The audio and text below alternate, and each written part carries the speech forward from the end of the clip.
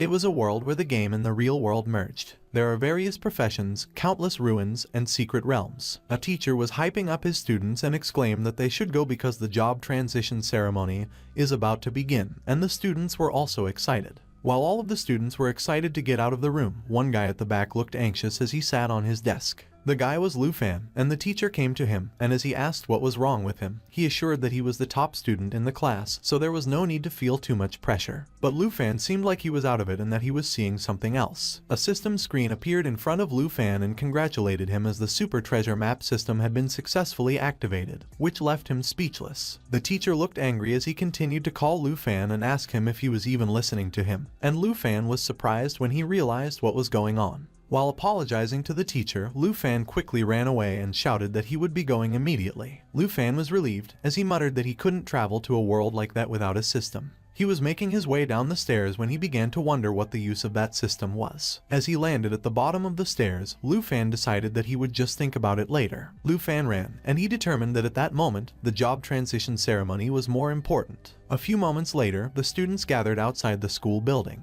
They gathered in front of a stage, and one of them asked if it was the job transition crystal, and exclaimed that it was the first time they had seen one, while another student remarked that they were so nervous, and the man up on stage commanded that everyone should be quiet. While Lu Fan made his way through the crowd, he passed one of the students who hoped that it would be great if he could become a hidden combat professional, powerful and admired by thousands. But the student he was with scoffed that he was talking nonsense in broad daylight because there are hardly any hidden combat professionals in the whole school. He retorted that if he ended up with a life profession, he would be praying to his ancestors. The old man up on stage announced that the job transition ceremony is about to begin and that the one with him on stage is the priest who will host that year's job transition ceremony. The students were intrigued when they heard that the priest was the professional in charge of the transfer, and while Lu Fan observed that the aura of a combat professional was indeed different, the other students marveled that the priest has such a strong aura and wished that they could awaken such an aura. Suddenly, the system notified Lu Fan that he had acquired a new skill, Eye of Appraisal, and Lu Fan was surprised when he saw it. Lu Fan looked nervous as he clicked on the icon of the priest that appeared in front of him.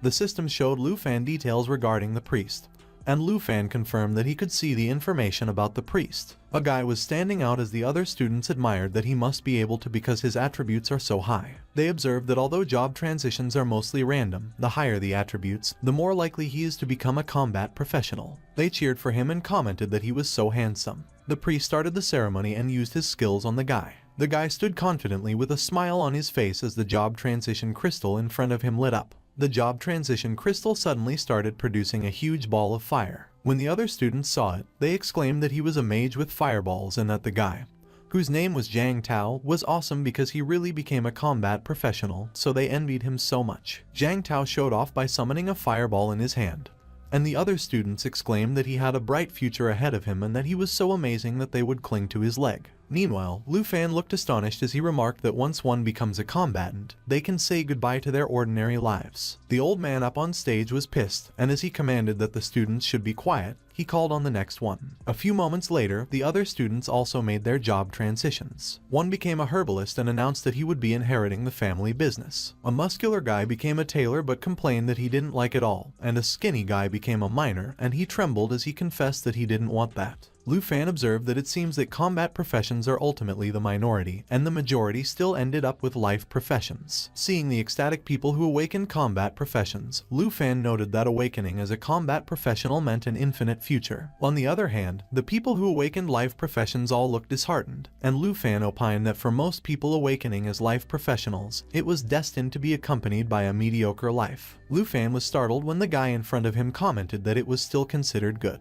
The guy mentioned that Lai Ping from Class 3, whose family is already tight on money, transitioned into the most expensive enhancement profession, and it was not even as good as a life profession where at least you have a skill. Lu Fan looked nervous as he glanced over at Lai Ping, and he speculated that his family was also tight on money, so he wondered what would happen if he became an enhancement professional. Suddenly, Lu Fan was startled when he got called, and he responded that he was there. As he walked up the stage, a female student noted that he was quite handsome, so she wondered what profession he would have. Lu Fan stood in front of the job transition crystal, and he mused that, at that point, being nervous was useless. The priest began the ceremony and used his skills on Lu Fan. Lu Fan looked at the job transition crystal expectantly as it began to glow. Suddenly, a dragon's eye appeared while the ground shook, and the students asked what was happening and if it was an earthquake. A bright light suddenly shone down on Lu Fan from the sky. The other students looked up at Lu Fan with awe as a dragon appeared behind him. One of the students exclaimed that Lu Fan's job transition actually summoned a giant dragon. Another remarked that it was amazing as it is an extraordinary phenomenon that only occurs when a hidden profession appears, and when another student heard about the hidden profession, they inquired if it was real. Meanwhile, a female teacher called Mr. Lai, Lu Fan's teacher, and informed him that his class has produced the school's first hidden profession, which is unbelievable.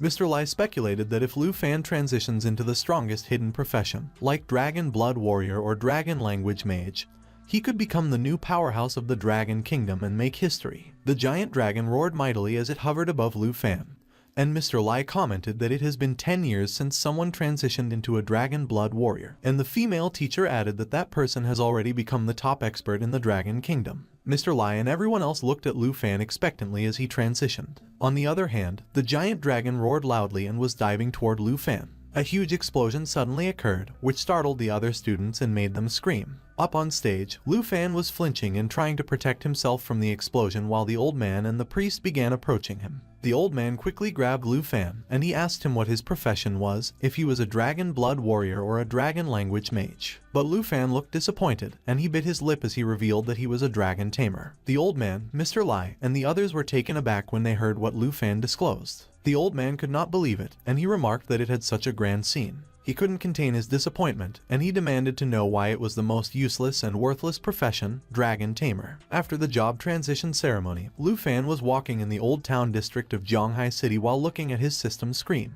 He was looking at the system screen intently and was not mentioning anything. Lu Fan was looking at his information on the system screen. He recalled what happened at the job transition ceremony, and as one of the students remarked that he was destined to be mediocre because humans could not possibly tame such powerful creatures as dragons. Another student agreed and noted that even though it is a hidden class, it is actually the weakest in terms of practical strength. When one of the students heard that it was the weakest, he asked the guy beside him to confirm if the Dragon Tamer wasn't considered one of the 3 major hidden occupations along with Dragon Blood Warrior and Dragon Language Mage, and the guy responded that it is, but they can't even find dragons, let alone tame them, so it is better to become a summoner. As the old man recovered from shock, he comforted Lu Fan and mentioned that it was okay because at least it was a hidden occupation with unlimited potential because maybe he could tame some lesser dragons and become powerful. When Lu Fan heard that, he asked how it was possible, and he asserted that he knew that a dragon tamer without a dragon can't possibly have unlimited potential, and lesser dragons are just ferocious beasts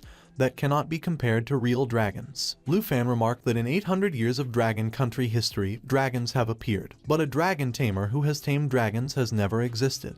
He noted that even the most powerful humans are like ants in front of giant dragons, so trying to tame a giant dragon is nothing more than a fool's dream. As he tried to swipe on the information on his system screen that was still hidden, Lu Fan remarked that, not to mention a dragon tamer without a dragon, they not only lack the ability to improve but they can't even unlock skills. Lu Fan looked so dejected as he observed that his auntie worked hard to put him through school, but he couldn't provide her with a better life. He was filled with sadness as he looked up. Lu Fan arrived at the bun shop, and he remarked that, unconsciously, he was already home. He let out a deep breath to prepare himself. With a huge smile on his face, Lu Fan came in, called his auntie, and announced that he was back. Han Ki, Lu Fan's auntie, is a chef. She has prepared a lot of meals, and she was glad when she saw Lu Fan come home. Lu Fan was flustered when Han Ki hugged him and exclaimed that he was back. She looked so excited as she dragged Lu Fan towards the table, and she remarked that it was his big day of job transition. As she sat at the table, Han Ki asked Lu Fan how it was and what profession he had become. Lu Fan immediately looked dejected when he tried to answer Han Ki's question, and Han Ki noticed that. Han Ki immediately mentioned that it was okay if Lu Fan didn't become a combat professional because she would worry if he were out fighting every day, but she was cut off. Lu Fan cut her off and responded, no. He hesitated as he stated that he had become a dragon tamer. Lu Fan looked away and noted that it is a profession where he can't do anything without a dragon. But instead of being surprised, Han Ki just smiled brightly. Lu Fan was surprised when Han Ki hugged him from behind and remarked that being a dragon tamer is fine too because it means that he is really strong. Han Ki asserted that if Lu Fan can get into college in the future, she will continue to support him, and if he doesn't want to, he can also run the bun shop with her. Lu Fan smiled as he was moved by what Han Ki remarked. Han Ki cheerfully observed that Lu Fan shouldn't think about it and they should just eat, and when Lu Fan noticed the food, he got troubled and mentioned that there was too much, so he couldn't finish all of that. A few moments later, Lu Fan slumped face first on his bed. Recalling Han Ki's hands, Lu Fan mentioned that she is only 26 years old, and after so many years of effort in her life occupation, she still can't change her ordinary life. So he wanted to live a better life with her, but he wondered if it meant that it was already out of reach just because he became a dragon tamer. Lu Fan slammed his fist on his bed as he exclaimed that he was not reconciled because, clearly, as long as he has a dragon, being a dragon tamer is a true hidden profession. As he wondered where he could find a dragon, he was puzzled when he noticed something.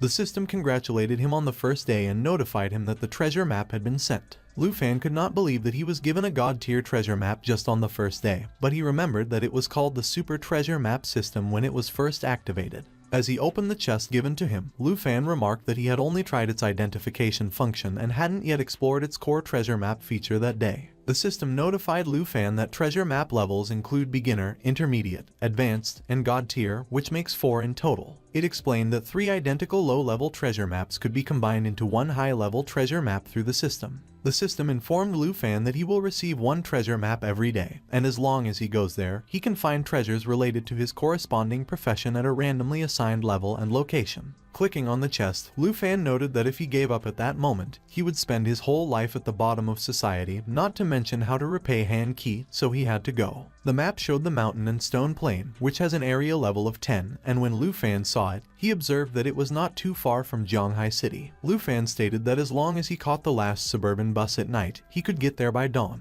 Dawn already came, and at the bun shop, Han Ki just woke up. Suddenly, she noticed a letter on the table. When she looked over Lu Fan's bedroom, she saw that he was not there, so she called for him. Meanwhile, a bus was traveling away from Zhonghai City and towards the mountains. Lu Fan was riding on that bus. He recalled that he wrote to Han Ki and informed her that he was going to Mountain Stone Plan, requesting that she don't worry about him. He added that it might be the chance to change the fate of the dragon tamer and that he would be fine. As Lu Fan got off the bus, he recalled that he asked Han Ki to wait for him to come back. Other people were following behind Lu Fan as he got off the bus. Lu Fan looked so determined as he remembered that he promised that he would make sure that they had a good life. Suddenly, Lu Fan became anxious when he realized that those people following him were trying to steal materials, but he remained silent as he muttered that committing murder and robbery was just a piece of cake for them. The 3 of them looked at Lu Fan menacingly, and one of them was laughing as he asked Li Fan if he had made up his mind. Lu Fan was alarmed, and he quickly grabbed the dagger on his waist as he shouted that they had spotted him. The woman gave Lu Fan a flying kiss and bid goodbye as she and her companion walked away from him. Lu Fan cursed that they were despicable bastards. He muttered that even if it was dangerous in the wilderness, it was still much safer than being stabbed in the back by robbers, and he sighed and lamented that it was just as he thought. A life without strength is but a fleeting shadow, easily overtaken by the winds of fate. Looking at the system map, Lu Fan stated that he needed to set off quickly. A few moments later, there was something rustling behind the bushes. It was Lu Fan, and he peeked through the bush he was hiding in. He was observing a herd of level 8 power horn horses that were peacefully eating in front of him.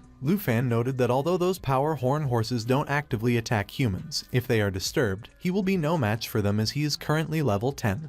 But has no skills. He looked away and decided that he should just forget it and just take a detour. Lu Fan started walking away. A few moments later, he looked so anxious as he walked through the grassy plains surrounded by horned creatures, and he remarked that although he had taken a longer route for safety reasons, it didn't feel safe at all. Lu Fan was surrounded by level 7 giant horn antelopes, and he mentioned that he should be getting close, just a little longer. But suddenly, Lu Fan stepped on the frog that was on his way, and the frog croaked loudly due to pain. Lu Fan froze as all the giant horn antelopes around him immediately looked at him with gleaming eyes. One of the giant horn antelopes bellowed. Lu Fan quickly ran as the giant horn antelopes chased after him, and he cursed as he grumbled that he eventually succeeded in disturbing them. He decided to jump to his side and get out of the way. Lu Fan crashed on the ground, and he looked behind him nervously. He was surprised when he saw the ground destroyed and the frog's legs protruding out of it. Lu Fan commented that he couldn't even handle a timid giant horn antelope in his current state, so if he misses that opportunity, his fate will be like that frog.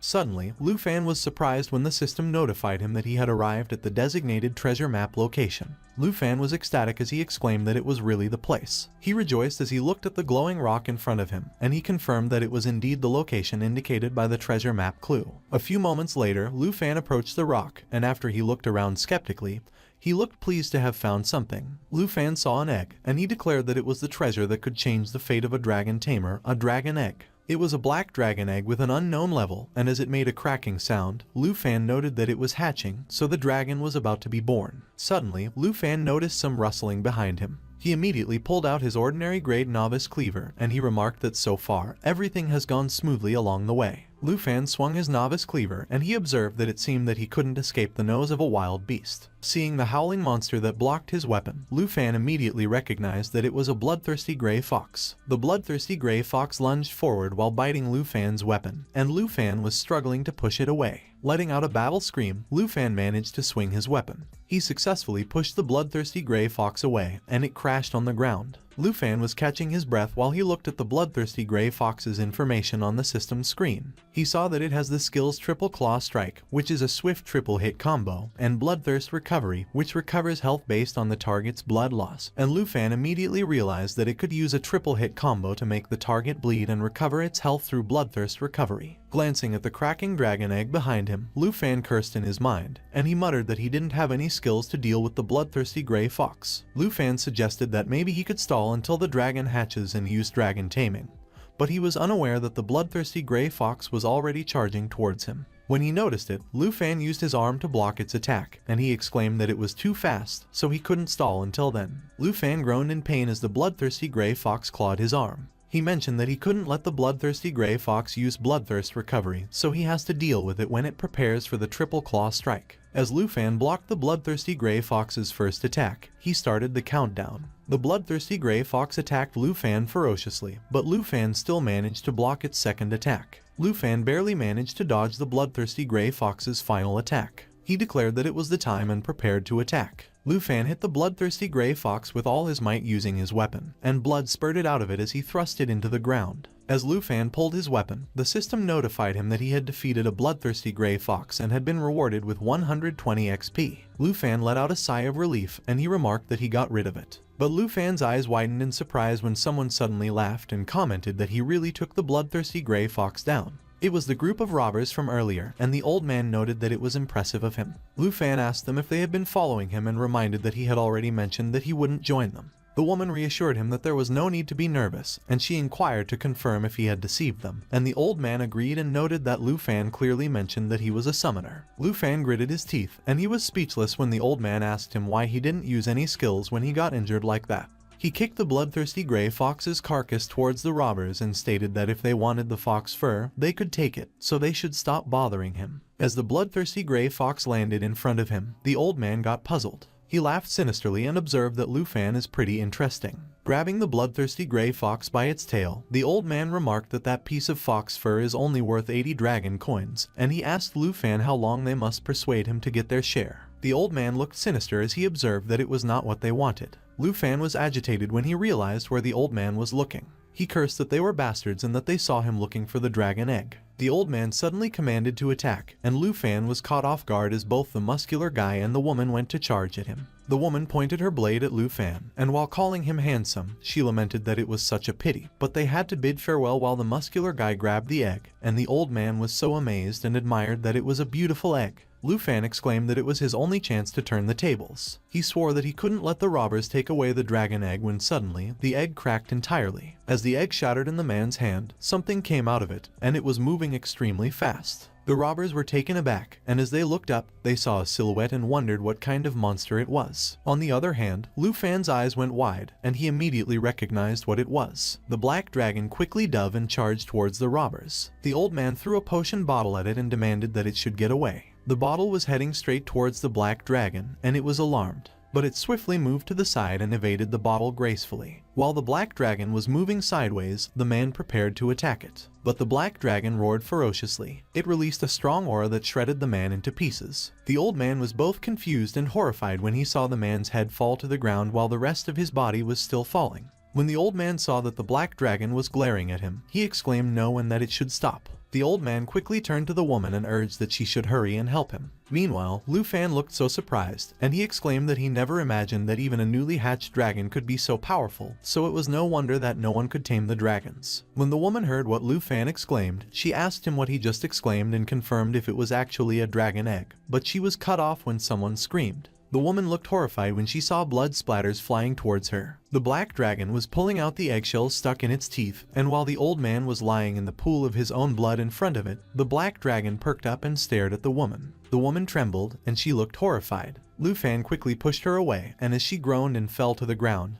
he declared that the dungeon robber's sense of smell was too dull. He stated that for attempting to steal the dragon that was rightfully his, it was the destiny they had chosen. The black dragon was alarmed when it saw Lu Fan running towards him. Lu Fan extended his hand and used his dragon taming technique. The black dragon was puzzled, and it was also blinded by the light that Lu Fan emitted. As the woman watched Lu Fan perform his dragon taming technique from behind, she asked him who he was. Lu Fan smirked as he asked the woman to confirm if she wanted to know who he was. He proclaimed that he was not just a summoner, he was a dragon tamer, and the black dragon let out a confused sound. The system notified Lu Fan that the Black Dragon Covenant had been established, and that the skills the Black Dragon had unlocked were Dragon Claw, Dragon Fang Strike, and Dragon's Inspiration. The woman looked so scared, and she was stuttering as she begged that Lu Fan should spare her, as she didn't know that it was a dragon egg. But Lu Fan called them despicable robbers and interrogated her about how many people they had schemed against. And as the woman tried to argue that she didn't, Lu Fan glowered at her and commanded that she should go join her comrades. The black dragon quickly charged towards the woman,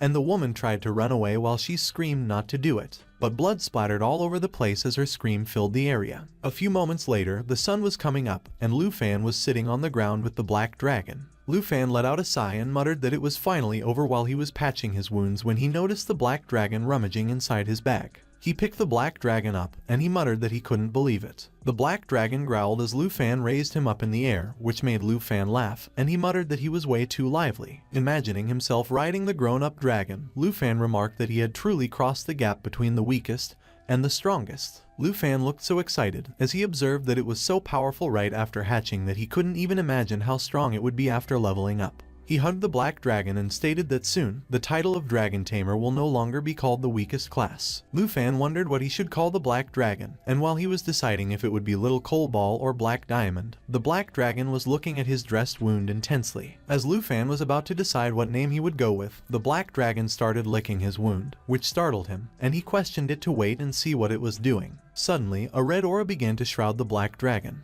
The aura got so intense that Lu Fan got pushed away, and he screamed in pain. A humanoid face with horns suddenly emerged from the red aura that engulfed the black dragon. As the red aura started to dissipate, it revealed a red-haired lady with horns, a voluptuous chest, and behind. Lu Fan looked so surprised when he witnessed that the black dragon had transformed into a beautiful lady, and he couldn't help but ask what on earth was going on. Lu Fan asked the black dragon to confirm if she could also transform into human form. The black dragon nodded as a response, and Lu Fan checked his attributes on the system screen. While the black dragon looked around curiously, Lu Fan focused intently on his attributes, and he remarked that, as expected, taming the dragon race unlocked all skills. Lu Fan explained that Dragon's Inspiration could strengthen both himself and the dragon pet, and the 30% increase in all attributes and attack power already far surpassed the effects of a priest's buff, while Dragon Fang Strike was already a high damage attack, and Dragon Claw could transform his own arm to deliver the damage of the dragon pet. Clicking on the black dragon's profile, Lu Fan commented that even without considering the black dragon hatching, just with attributes 5 or 6 times higher than an ordinary person, even if he only used his own abilities, he could still crush combat professions of the same level.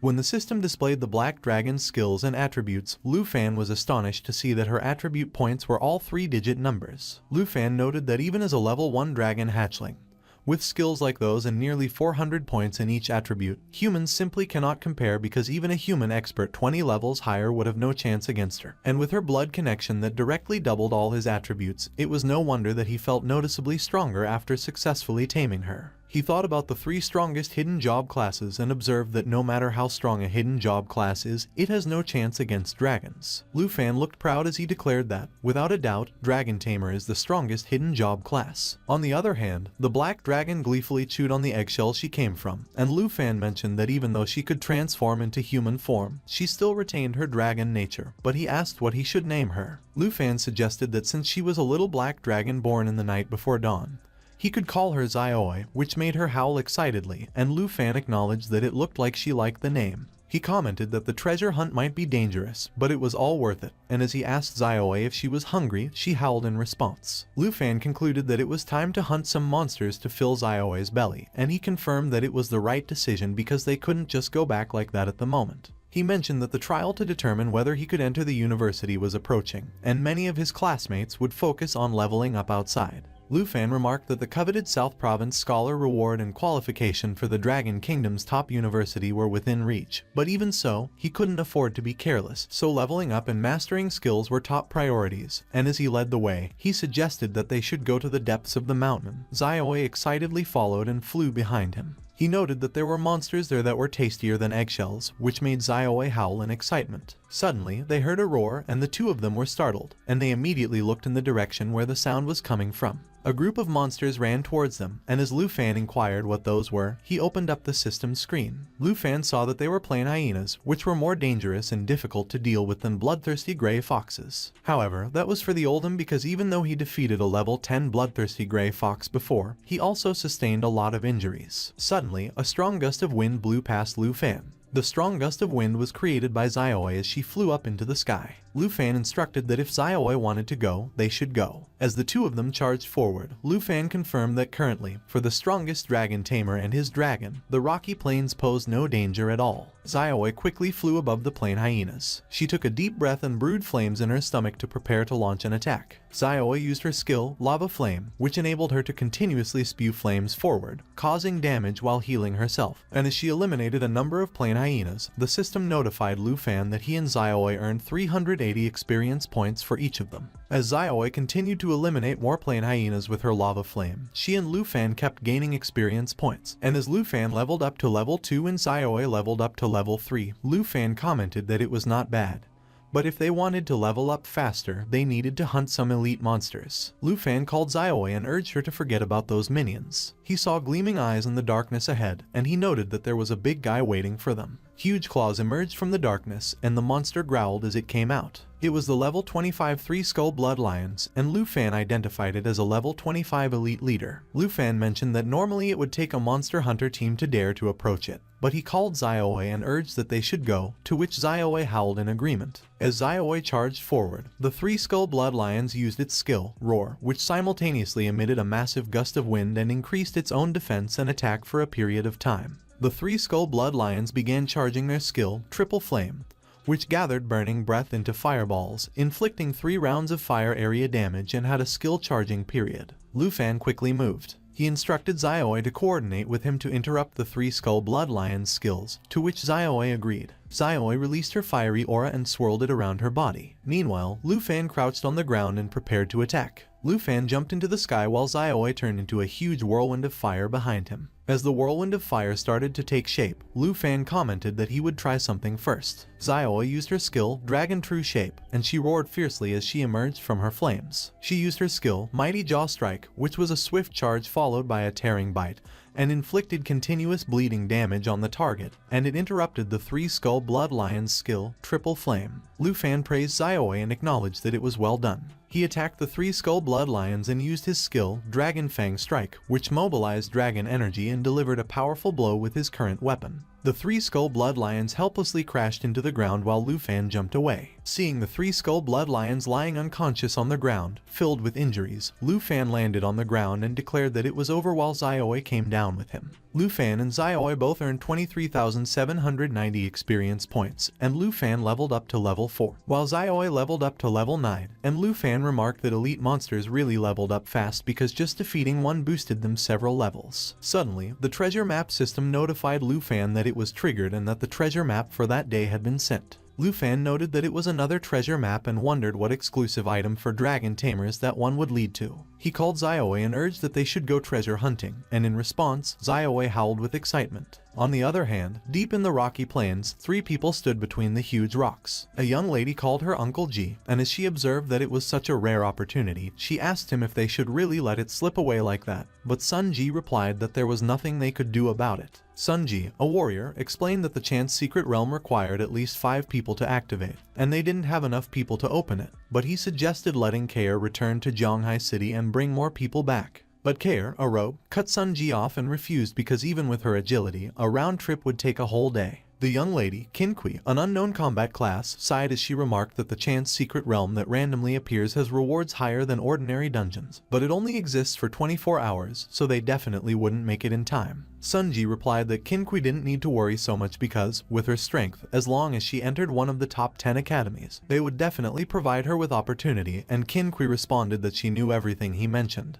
But it was such a pity. Suddenly, Sunji noticed something, and both he and Care quickly moved to protect Kinqui and asked who it was that they sensed. Lu Fan casually emerged behind the rock and he explained that there was no need to be nervous because he was just passing by. Sunji remarked that looking at Sunji's dirty look, it wasn't where a material hunter should be. But suddenly, Kinqui gestured for him to stand down. Kinqui greeted Lu Fan and introduced herself, then explained that they were from the Qin family in Zhonghai City, and while she gave Lu Fan her name, she added that though it was a bit abrupt, she would like to ask him if he could temporarily team up with them.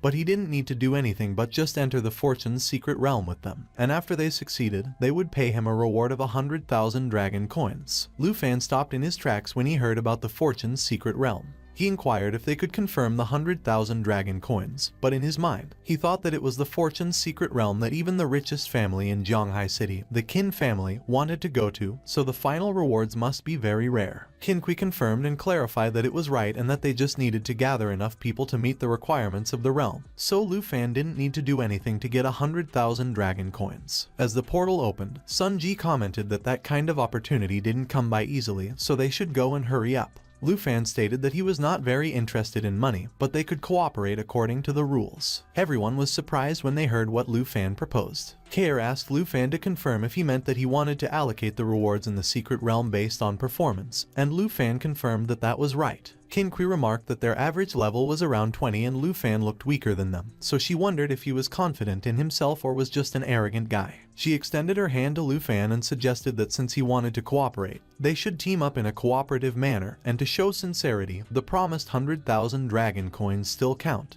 Lu Fan shook Kinqui's hand and agreed that it was settled then. Kinqui called everyone's attention and announced that they should get moving and get ready to depart. Meanwhile, Xiaoi was sleeping on Lu Fan's system, and he muttered that revealing her identity in front of strangers in the wilderness would only bring trouble, so he would have to trouble Xiaoi to wait until he got the secret rewards before summoning her out. A few moments later, after they entered the secret realm, Sunji observed that Lu Fan was empty-handed without any equipment. Lu Fan scoffed in his mind when he heard what Sunji observed, and he began to release his fiery aura in the palm of his hand. He summoned the Ink Dragon Deer Antler Sword, an epic quality sword, in his hand, and he explained that he just defeated the 3 Skull Blood Lions and triggered an advanced treasure map, so he finally got the chance to replace his newbie cleaver. Sunji was surprised when he saw Lu Fan's weapon and noted that it looked extraordinary. He explained that he thought Lu Fan was a material hunter before by considering his age, and as he asked if Lu Fan was just a newly transferred student, Care chimed in, and as she asked Sunji what it mattered to him, she added that they were cooperating. But if Lu Fan had any ulterior motives, she would subdue him immediately. Sunji was startled when a hand emerged from the ground near him and he saw that it was a level 15 decaying zombie. More decaying zombies crawled out of the ground, and as Kinqui called Sunji, she warned him to be careful. Their other companion, Xiaojia, a level 20 knight, quickly moved in front of Sunji with his shield and charged forward to deflect the decaying zombies. Sunji praised Xiaojia and complimented that it was well done while Care whipped out her crossbow and prepared to fight. Sunji was a level 28 warrior, while Care was a level 23 rogue, and the two of them worked together to swiftly eliminate the decaying zombies in their way. Observing them, Lu Fan remarked that the team composition with a warrior, a rogue, and the knight guarding the teleportation gate was very reasonable, especially with Sunji, a level 28 warrior who was about to advance to the 2nd class. On the other hand, Kinqui raised her staff while she was chanting some spells and released a bright golden aura that surrounded her. Kinqui used her skill, Holy Light Star Rain. The Holy Light Star Rain gathers energy and unleashes starlight rains down, dealing holy damage to enemies with range and providing equivalent healing to allies. Kinqui explained that it was the characteristic of her class and that the hidden class Holy Light Mage could perform both attacks and healing. But of course, the current damage was lower than that of mages and the healing effect was not as effective as priests. She was talking to Lu Fan, who acknowledged that he understood, and as he saw that she was a level 13 Holy Light Mage, he mentioned that it was another hidden class, but her holy damage was very effective against zombies. Suddenly, the ground shook and the group was startled. Seeing the surge of decaying zombies walking towards him, Lu Fan exclaimed that an elite monster had been alerted, and judging by the sound, there were quite a few. Multiple level 20 bloodthirsty zombies suddenly emerged from the ground. When Sunji saw them, he stated that it was an elite monster. He called Kair and instructed that she should protect Qin Kui and Lu Fan, while he called Xiao Jia and directed that he should come with him to hold the front line and let those rotting flesh break through to the front, to which Xiao Jia agreed. Xiao Jia used his shield as he guarded the front while Sunji was behind him, swinging his sword with all his might while jumping off the ground. Sunji used his skill, Full Moon Slash, and hit one of the bloodthirsty zombies with his sword. On the other hand, Xiao Jia lunged his sword onto the bloodthirsty zombie's chest. But as Xiao Jia tried to pull his sword, he was so surprised that he couldn't help but ask himself why he couldn't draw out the weapon. Upon closer look, the flesh of the bloodthirsty zombie was holding onto the blade of the sword. The bloodthirsty zombies used their skill, Corpse Poison, which could infect the target with any attack, causing continuous loss of life while healing itself. And as Xiao Jia wondered how that could be, Lu Fan recognized the corpse poison, which required a priest's purify to dispel, and Qin Kui, as a holy light mage, couldn't help him. Xiao Jia was in a panic when the bloodthirsty zombie's flesh started to grab his hand, and as he called Sunji, he asked him to help. Sunji also experienced the same thing with the bloodthirsty zombie he slashed, and as he abandoned his sword on the bloodthirsty zombie's body, he urged Xiao Jia to quickly release his weapon. As Sunji pushed Xiao Jia away from the bloodthirsty zombie, he called Kair and requested that she come to the front and cover him against the zombies. But Sunji was surprised when someone interjected that there was no need to trouble Kair. It was Lu Fan, and as he walked forward, he assured Sunji that he should let him handle it. The bloodthirsty zombie grew huge, and as it roared and charged towards Lu Fan, who stood in its way, Sunji tried to grab Lu Fan while he asked him if he was out of his mind and urged him to back off. But Lu Fan swung his sword, which was imbued with a fiery aura, at the bloodthirsty zombie and managed to cut its body. Sunji, Xiao Jia, and even Kair were astonished when they saw how Lu Fan continued to swing his sword and created multiple slashing attacks that eliminated the bloodthirsty zombies. Meanwhile, Qin Kui looked at Lu Fan with awe. A few moments later, Sunji was so taken aback that he was lost for words as he tried to talk to Lu Fan. Lu Fan managed to eliminate all the bloodthirsty zombies and retrieved Sunji's sword, and as he handed the sword back to Sunji, he stated that they shouldn't back down and that they had to keep moving forward. Qin Kui ran towards Xiao Jia and told him to hang in there and let her heal him, while Sunji looked astonished, and as he asked Lu Fan how high level he was exactly, he exclaimed that it was impossible for a newly transferred student to have such high attack power. Lu Fan replied that he was a level 14 student. There was no need for him to lie to Sunji about that, and he came to the stone plain for the great exam practice. When Qin Kui heard about the great exam practice, she remarked that Lu Fan was a student from the same year as her, while in her mind, she noted that a level 14 student actually had higher attack power than Sunji, who was level 28. Suddenly, another bloodthirsty zombie appeared beside Qin Kui, and as it roared loudly, she froze in place. Kair quickly moved to protect Qin Kui and warned her to watch out. But Kair was astonished when she saw that Lu Fan moved faster than her and was able to run past her. Lu Fan plunged his sword into the bloodthirsty zombie's chest, and it crashed towards the wall behind it. As he pulled his sword out, Lu Fan remarked that the level of zombies in the village would only get higher and higher. Lu Fan flicked his sword to get rid of the blood on it, and as he declared that he would fill the gap in the front row, he asked if everyone was okay with that. Everyone was speechless when they heard what Lu Fan remarked, and Qin Kui began to wonder if he could be the person recently rumored in Zhanghai City. Calling Lu Fan her classmate, Qin Kui said that she would count on him, so he and Sunji would lead the team in the front while she would take care of Xiao Jia, and Kair would cover the rear because the Mystic Realm Guardian should be in the village. Lu Fan smiled at Qin Kui as he glanced over his shoulder, and he told her that she should just call him Lu Fan.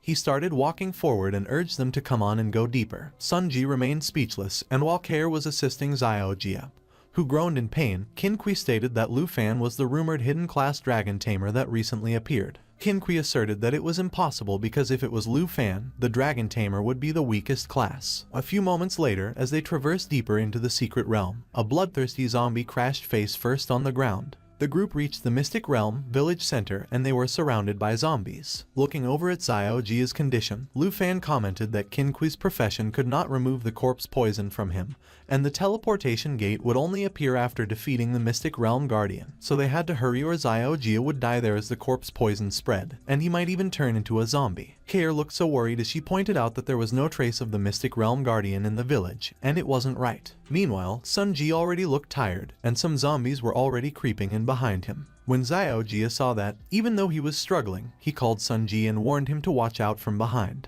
Xiaojia suddenly collapsed on the ground, which startled and worried Sunji, and as the worried Qin Kui called Xiaojia and urged him to hang in there, something glistened at the ruined building near them. Qin Kui and Sunji were alarmed when they noticed that the building turned into an iron-skinned zombie. Kair announced that the Mystic Realm Guardian had appeared. One of the zombies that merged with the iron-skinned zombie growled and muttered that there was fresh flesh. When Lu Fan saw that, he observed that Xiaojia's corpse poison had worsened to the point where it could awaken iron-skinned zombies, so his guess could be correct, and he called everyone's attention and urged them to quickly defeat it because it might try to assimilate and absorb Xiaojia. Sunji quickly reacted, and he attacked the iron-skinned zombie with his skill, Moonlight Slash. But to his surprise, his sword didn't do any damage, and the iron-skinned zombie was unscathed, so he asked how they could not even scratch it. Lu Fan also charged forward to attack, and he remarked that if the corpse poison kept attracting iron-skinned zombies, there was no time to let them slowly attack. He attacked the iron-skinned zombie's head with his sword, which was imbued with his fiery aura. But the iron-skinned zombie just growled and remained standing because it used its skill, Steel Skin, which made it enter an iron-skinned state that increased its defense and endurance by 40%.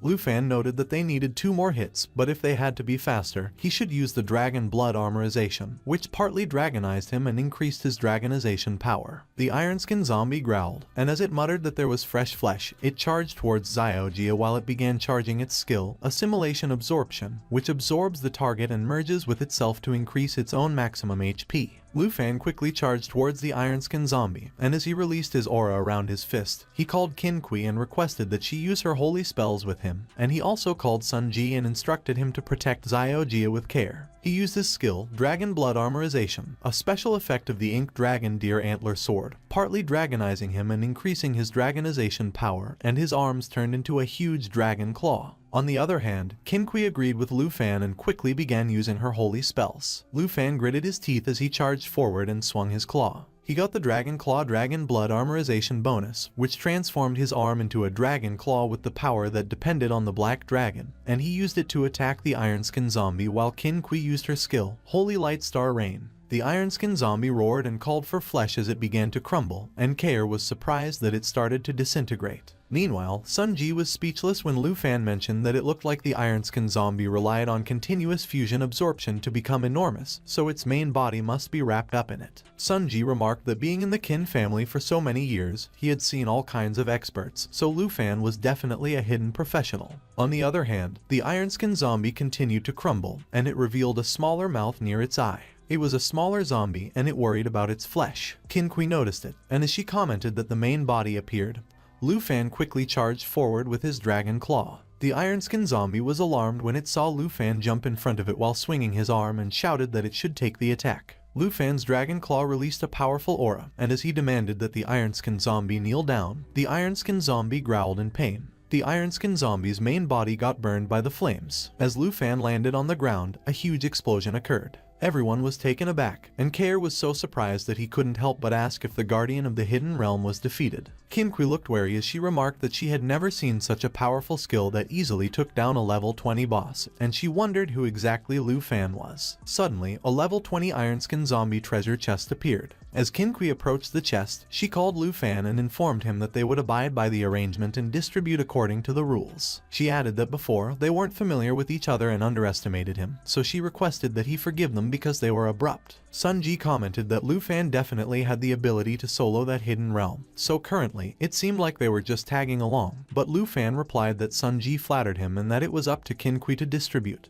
When Qin Kui opened the chest, Lu Fan was startled. He furrowed his brows as he stared at the contents of the chest. The chest contained the strength potion, which increased strength by a certain amount upon use, the antidote potion, which removed the corpse poison upon use, and the morning bracers, and as Kair inquired if that was all the rewards from that fortuitous realm, Sunji remarked that it seemed a bit shabby. While Qin Kui handed the antidote potion to Sunji and instructed him to quickly give it to Xiaojia to drink, Lu Fan commented that there was no way that a level 20 fortuitous realm would only have rewards of that quality. Qin Kui handed the morning bracers to Lu Fan and stated that it was what he deserved, along with those strength and antidote potions, so he should take them all. And while Lu Fan acknowledged that the people of the Qin family really did follow the rules, Sunji was busy making Xiaojia drink the antidote potion and asking him if he felt any better. Lu Fan was preoccupied with equipping and storing the items he got when Qin Kui suddenly mentioned that it was strange that they defeated the boss, but she couldn't see the portal. As Kair suggested that they look around, Lu Fan looked concerned.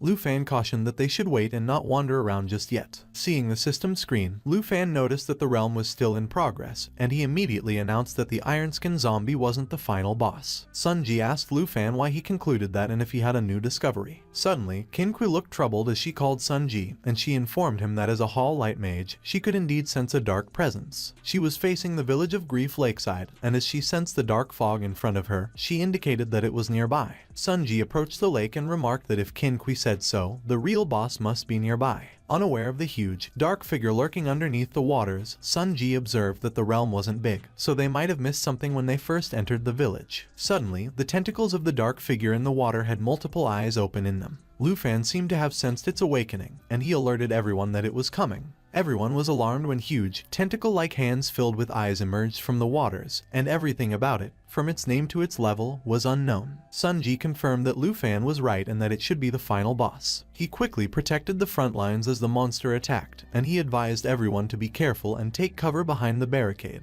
Sun Ji groaned as he blocked the monster's huge hands. But those hands were so powerful that Sun Ji was sent flying by the impact, and everyone got worried about him. Qin Kui was alarmed when she felt the presence of the monster behind her. She was caught off guard, and the monster's huge hands were about to attack her. Qin Kui was so terrified that she was only able to raise her staff to protect herself and close her eyes. Suddenly, someone ran really fast. Qin Kui's group was horrified when they saw the monster's arms wrap around her. But Lu Fan managed to swoop in to carry Qin Kui in his arms and save her, which flustered her. Lu Fan's movement was so abrupt that he landed on the ground badly and skidded on it. Qin Kui's group quickly ran towards her and asked if she was okay. Suddenly, Kair froze in terror, and she was alarmed when she felt the ominous figure behind her. The huge monster continued to get out of the water, and they all looked so tiny in comparison to it. As the huge monster walked on land, it was revealed that there was a chained woman in its body. It was a level 25 Grieving Spectre, which was a boss with hard difficulty. Kair claimed that it was the real boss. Sun Ji instructed Xiao Jia to come behind him as he would hold the boss back, but Xiao Jia insisted that he could still fight and he would help block the boss too. Sun Ji yelled at Xiao Jia and argued that he shouldn't be stubborn just after recovering.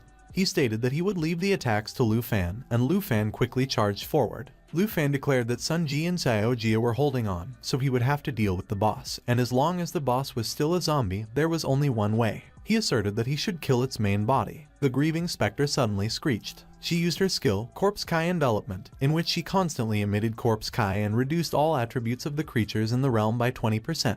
Everyone got their attributes reduced by 20%, and Xiao Jia groaned in pain. Meanwhile, Lu Fan continued moving forward, and he dodged the attack of one of the Grieving Spectre's hands. Lu Fan landed on the chains that restrained the main body. He ran forward and used the chains as a path towards the main body. The Grieving Spectre was astonished when she saw what Lu Fan did. Qin Kui suddenly called Lu Fan and warned that he should watch out for the iron chains. The Grieving Spectre used her skill, Chain Lash, which whipped the target with the heavy chains from the lake that caused massive damage, and Lu Fan was alarmed when he fell off the chains. The Grieving Spectre yelled as she lashed the chains in her arms. The others were startled when they saw that the chains were coming at them. Sun Ji immediately urged Qin Kui to be careful, while Xiao Jia used his skill, Charge, and Kair attacked with her bow. Another hand of the Grieving Spectre was about to attack Lu Fan while he lost his balance and fell off the chains, and Kair's arrow was right behind him. Lu Fan was surprised when he saw Kair's arrow hit the Grieving Spectre's hand. He was agitated, and he quickly looked behind him. Lu Fan warned that if the others kept resisting like that, they would die.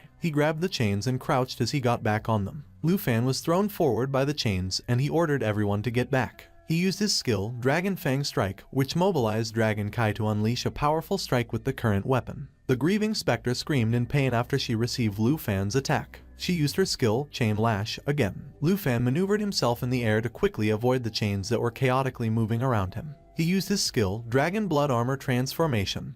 That had the special effect of the Ink Dragon Scale Sword and caused partial dragonization of the user, increasing his dragon power. Lu Fan used his skill, Dragon Claw, which had the Dragon Blood Armor Transformation bonus of transforming the arm into a dragon claw, and its power depended on the Black Dragon. Everyone was astonished when they saw how the chains that Lu Fan broke fell into the ground. Sun Ji exclaimed that they couldn't handle the boss, so they should retreat in the meantime, and Qin Kui agreed that they were not a match for the boss, so if Lu Fan continued delaying them, they would all be in danger. Lu Fan called Sun Ji and instructed him to take care and lead the others back into the village as the zombies had already been cleared out there, which made Qin Kui ask him what about him. Lu Fan asserted that he would cover the rear, so they should all retreat quickly. Kair called Qin Kui and urged that they should hurry, while Qin Kui lamented that they could only rely on Lu Fan, and that they were completely useless. On the other hand, Lu Fan remarked that even without the debuff reducing all attributes by 20%, they wouldn't be of much help anyway, and since everyone knew that well, he should let the ones who could really cooperate with him handle the boss. The grieving specter screamed at Lu Fan. Meanwhile, Lu Fan summoned a portal. Lu Fan announced that Xiaoyi could already come out and move around. Xiaoyi came out in her dragon form, and she roared and bit the grieving specter's hand as soon as she came out of the portal. On the other hand, the others stopped and looked back, and as Xiaoji asked what was happening,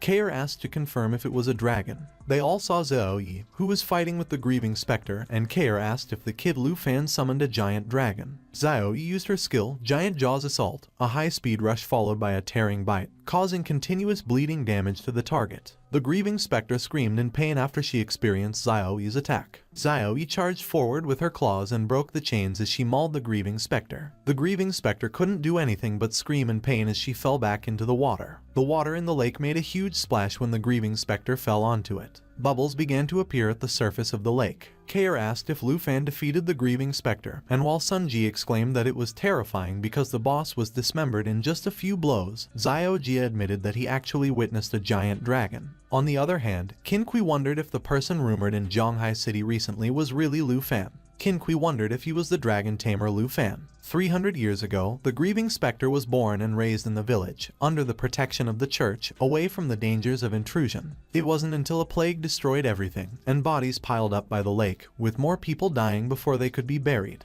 The grieving specter desperately wanted to save everyone, but she ended up becoming a dark witch. She couldn't heal the dying patients, and she could only summon spirits to allow the living to say goodbye. But the church that once sheltered them claimed that it was the grieving specter who brought the plague. The priest insisted that they should lock her up with iron chains, and as they cursed her and demanded why she wanted to harm the village, the grieving specter wondered why they were all treating her like that when it was she who allowed them to say their last goodbyes to their families. The grieving specter declared that she just wanted to save everyone, even if all she could do was help them say goodbye. She protested that she hadn't done anything wrong and questioned why they did such a thing. Back in the present, the others asked how Lu Fan could summon a dragon, and one of them remarked that they could already leave the secret realm. But Lu Fan argued that if the portal hadn't appeared, the boss wasn't dead yet, so it was too early to leave. The grieving specter began to resurface in the water, and she kept wondering why. The water on the lake burst out as the grieving specter emerged. She screamed in anguish, and the water swirled around her. Everyone was on guard as the grieving specter kept demanding why. The grieving specter cursed and accused them. She transformed into the Phase 2 boss, the level 25 Morning Grudge with a hard nightmare level difficulty. Kair warned that the boss was transitioning to the next phase. The Morning Grudge absorbed the water around her. She hurled the water at the hunters and threatened that no one should even think about escaping. Xiaoyi used her immunity effects, restraint along with her skill, Black Dragon Bloodline, where all damage received was reduced by 50%. She had immunity to all debuff effects, and her self-recovery ability increased by 500% to block the Morning Grudge's attack. On the other hand, Kair dodged the water ball that was thrown at her. But to her surprise, the water moved towards her and trapped her, which made Qin Kui call her name. Kair clicked her tongue and exclaimed that she couldn't destroy it at all, and the system notified them that the skill was Body of Resentment, which was immune to all physical damage. She lamented that it was over and apologized to Qin Kui, but Qin Kui refused and said that she should be the one to apologize. Qin Kui admitted that it was because she insisted on coming to that secret realm that everyone was trapped there, and Lu Fan asked her if they were all just going to give up at that point. Qin Kui argued that she was the only one capable of magical attacks, but she didn't have much damage at her level, and as Sun Ji observed that the boss was immune to all physical damage, so they couldn't even protect themselves in that situation. He asked Lu Fan if he still had magic attacks. The Morning Grudge used her skill, Lamentation Impact, which released a curse of resentment and had a low chance to cause instant death to the target. But if instant death was not triggered, it inflicted a large amount of damage and added effects such as corpse poison, bleeding, and stun. Lu Fan admitted that he couldn't use magic attacks. He received immunity effect to instant death, corpse poison, bleeding, and stun as Xiaoyi triggered her skill Black Dragon Bloodline. Lu Fan stated that his dragon pet could use magic attacks. Kair identified it as the Dragon Tamer, but noted that the level difference was significant. The Morning Grudge cursed and repeatedly denied responsibility. Lu Fan reassured them that the attributes of a dragon couldn't be compared to humans. The Morning Grudge attacked again using her skill, Lamentation Impact, and she asserted that it was them who were to blame. Xiaoyi triggered her skill, Black Dragon Bloodline, to block the Morning Grudge's attack and trigger the immunity effects for the debuffs. Lu Fan called Xiaoyi and used his skill, Dragon Inspiration, which inspired oneself and the dragon pet and increased all attributes and attack power by a certain percentage. He used Xiaoyi's skill, Lava Blaze, where she continuously spewed flames forward, causing damage while healing herself. The Morning Grudge screamed in pain and shouted no as she got burned by Xiaoyi's fierce flames. Qinqi was speechless. Xiaoji announced that it was over and the boss was completely crushed. Kair screamed and complained that it was hot, and Sunji declared that it was simply a calamity. The Morning Grudge screamed and shouted no while she continued to get scorched by Xiaoyi's flames. She exploded and triggered her skill, Will of Resentment, which was a burst of resentment that awakened all corpses in the secret realm. The Morning Grudge released purple smoke while she slowly disappeared into the fire. As the smoke dissipated, a chest was revealed. Xiaoyi transformed into her humanoid form as the system notified Lu Fan that her level increased, and Lu Fan praised her while the system notified him that his level increased to 5. Sunji remarked that it was over as he saw the portal, and while Xiaoji coughed and pointed out that it was finally there while complaining about the smoke, Qinqi asked Kair if she was okay. Suddenly, Sunji and Xiaoji were startled when they heard the sound of the corpses. They immediately shouted that the zombies in the village were resurrected. Suddenly, Xiaoyi appeared, and Sunji asked what it was. Xiaoyi used her skill, Lava Blaze, and the corpses screamed in pain as they got burned. Sunji asked if Xiaoyi was the giant dragon, and Qinqi confirmed that Xiaoyi effortlessly killed the zombies they struggled to kill before. Lu Fan stated that Xiaoyi was the black dragon, and she dealt with those minions like playing. He called Qinqi and pointed out that the boss was taken care of, so there was no need to be so tense because after distributing the rewards, they could prepare to leave. Lu Fan added that following the rules, he would choose first, and as he asked if there were any objections, Qinqi immediately responded no and that there was no reason for them to object. Lu Fan opened the chest, and a bright light emerged from it. Inside lay the Holy Light Staff, which contained the Holy Light Seal that allowed the user to bind targets with beams of light, and the duration of binding depended on the user's spirit attribute. There was also the Twilight, which possessed the light flow that enabled the user to create a protective barrier using beams of light. There was also the Ring of Morning, which carried the morning aura that could designate any target to bear the aura that inflicted resentment points with any attack, and the Class Change Scroll, which guided non-hidden occupations to have a low probability of changing to the current occupation's superior hidden occupation. Lu Fan took the Class Change Scroll and declared that he would choose that one. Qinqi responded that Lu Fan didn't need to go out of his way for them because, after all, according to the rules, those items belonged to him. But Lu Fan clarified that he wasn't pretending to be a gentleman, as the equipment with attributes like spirit suited her better, but he really needed the Class Change Scroll. Qinqi remarked that if it weren't for Lu Fan, they might all have died there. She offered Lu Fan the Ring of Morning and requested that he should at least accept it. Lu Fan accepted the ring and replied that he wouldn't be polite then. Sunji called Qinqi and urged that they should get ready to go back, while Qinqi wondered what else Lu Fan was hiding and observed that he was really hard to figure out. 4 hours later, in the evening, at the bun shop in Zhonghai City, Han Qi hugged Lu Fan and exclaimed that it was too dangerous, and just listening to his story made her shudder as he had encountered so many dangers in those past few days. Lu Fan asked her what was wrong and urged that she should let go of him because he had been out in the wild for days, so his clothes were dirty. Han Qi sobbed and insisted that Lu Fan was not dirty at all. She explained that he left without a word, and she hadn't slept for several nights as she was afraid that it might all be a dream and that when she woke up, he still wouldn't be back. Lu Fan apologized to Han Qi for going outside the city without discussing it with her and promised that she shouldn't worry because he wouldn't make her worry anymore. He said alright and urged Han Qi to stop crying, and Han Qi agreed. Han Qi turned to Xiaoyi and admitted that she was startled when she first saw her because a cute girl like her turned out to be an incredibly powerful dragon, and Xiaoyi roared in response. Han Qi commented that Xiaoyi probably hadn't eaten well in those past few days and asked if she was hungry, and as Xiaoyi nodded, Lu Fan called Han Qi as he handed her the Class Change Scroll and explained that it was a reward he specifically selected for her for completing the dungeon. Lu Fan assured Han Qi that if she changed into a hidden occupation, she wouldn't have to keep guarding the bun shop anymore, but Han Qi declined, explaining that it was too valuable, so she couldn't accept it, and she suggested that they just sell it, as Lu Fan explained that he left the weapon and equipment to Qinqi, so if they sold that scroll, they could buy 2 pieces of equipment for him so he could perform better in the big exam. He explained that he didn't lack money or equipment, and Han Qi was surprised when she saw Lu Fan's account balance on the Dragon Garden Zhonghai Silver Bank. Lu Fan explained that he sold a lot of materials collected on that trip, and Qinqi also promised a reward of 100,000, so Han Qi should trust him that they wouldn't have to worry about money anymore in the future, and Han Qi was moved. He urged Han Qi to take the scroll, and it was best to use it immediately, and Han Qi agreed, saying that she would use it immediately. Han Qi opened the scroll, and it emitted a bright light. The scroll disappeared, and Han Qi went through the class change into the system. Lu Fan asked Han Qi if it worked. Han-ki confirmed that it worked as she had become the superior hidden occupation enchantment chef of the chef, and Lu Fan asked what was special about the new occupation. She explained that she now had an enchantment cooking skill which allowed her to make foods with various buffs, and as Lu Fan observed that with her cooking skills, the additional attributes must be high, she laughed and remarked that Lu Fan was good at talking.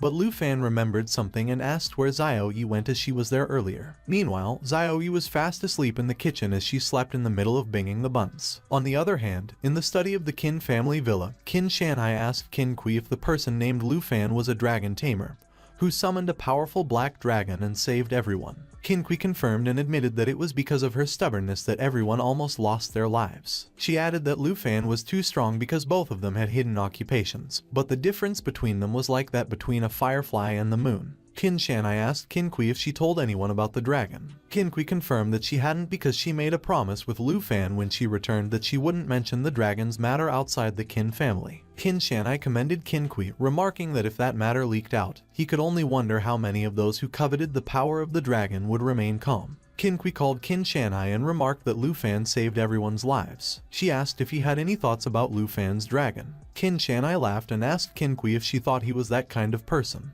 He asked her what about her, how she planned to thank Lu Fan for saving her life, and Qin Kui explained that when she invited Lu Fan to join the team, she promised him a reward of 100,000. Qin Shanhai instructed Qin Kui to bring a purple tongue card the next day and personally go to thank Lu Fan, and Qin Kui agreed. But Qin Kui remarked that Qin Shanhai was curious about Lu Fan and asked if he was not going with her. Qin Shanhai explained that if he could, he would definitely want to meet the dragon tamer, but he made arrangements that morning. He added that the princess of Tazi Kingdom was coming to study in their Zhonghai city, and there was frequent business traffic, so it was hard to avoid receiving her, but coming just before the big exam, he was afraid that it was not for studying. The next morning, Princess Jinju arrived in Zhonghai city with Kui Hongtai. The two of them stood in front of the bun shop. When they knocked, Han-ki responded. Han-ki asked if they wanted to buy some buns and apologized. Princess Jinju asked Kui Hongtai if that was really the place and if she was at the dump.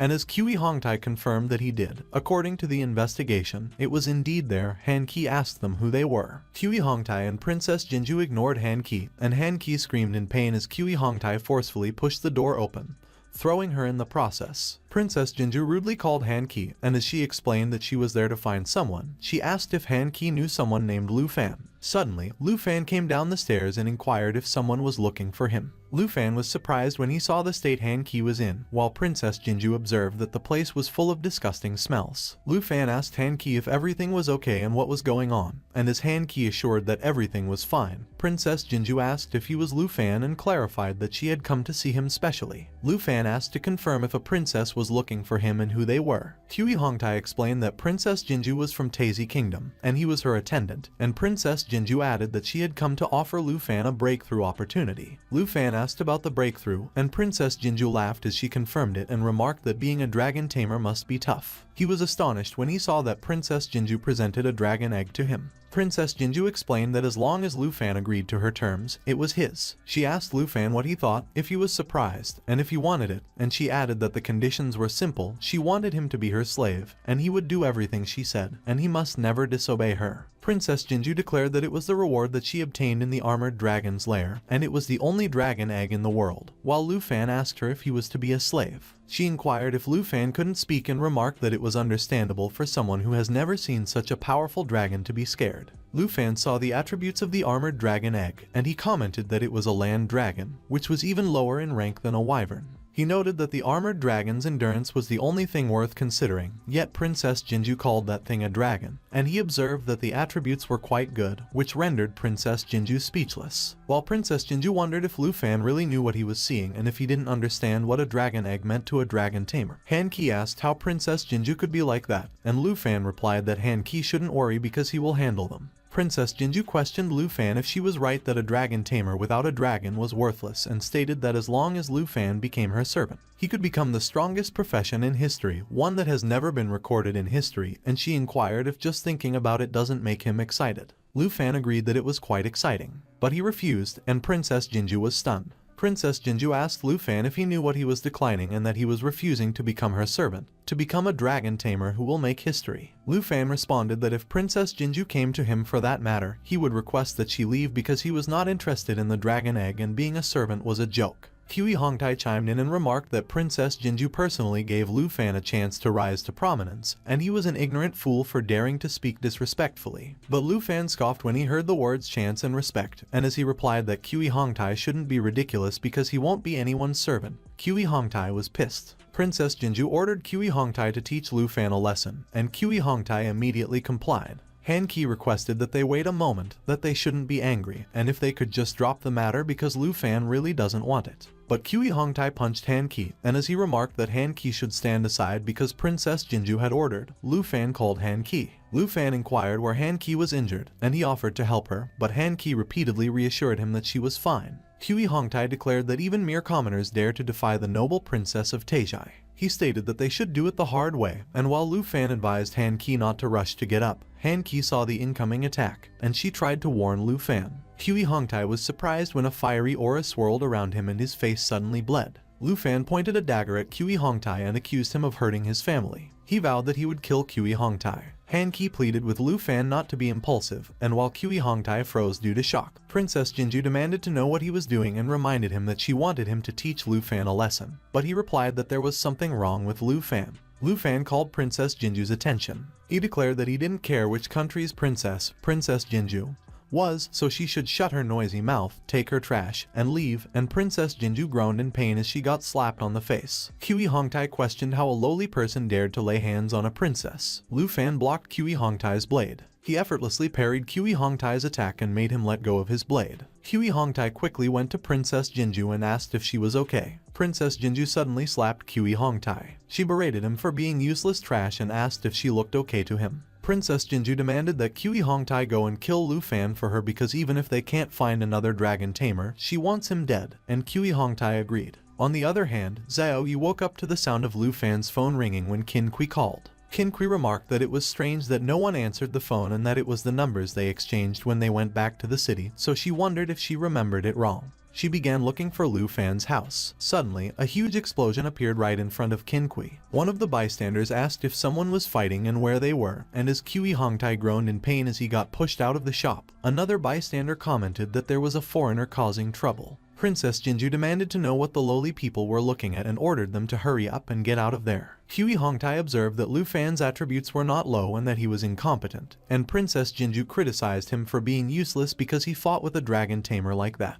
Princess Jinju offered to help Kiwi Hongtai out. She began casting a spell and released her dark aura. Lu Fan noted that the spell was like an extreme opposite of Qin Kui's, and it seemed that Princess Jinju was also a hidden class. Suddenly, Qin Kui asked Lu Fan what was going on, and Lu Fan inquired why she was there. Qin Kui and Lu Fan were both alarmed when they saw the dark aura affect Kiwi Hongtai. Kiwi Hongtai released a strong gust of wind that affected both Qin Kui and Lu Fan.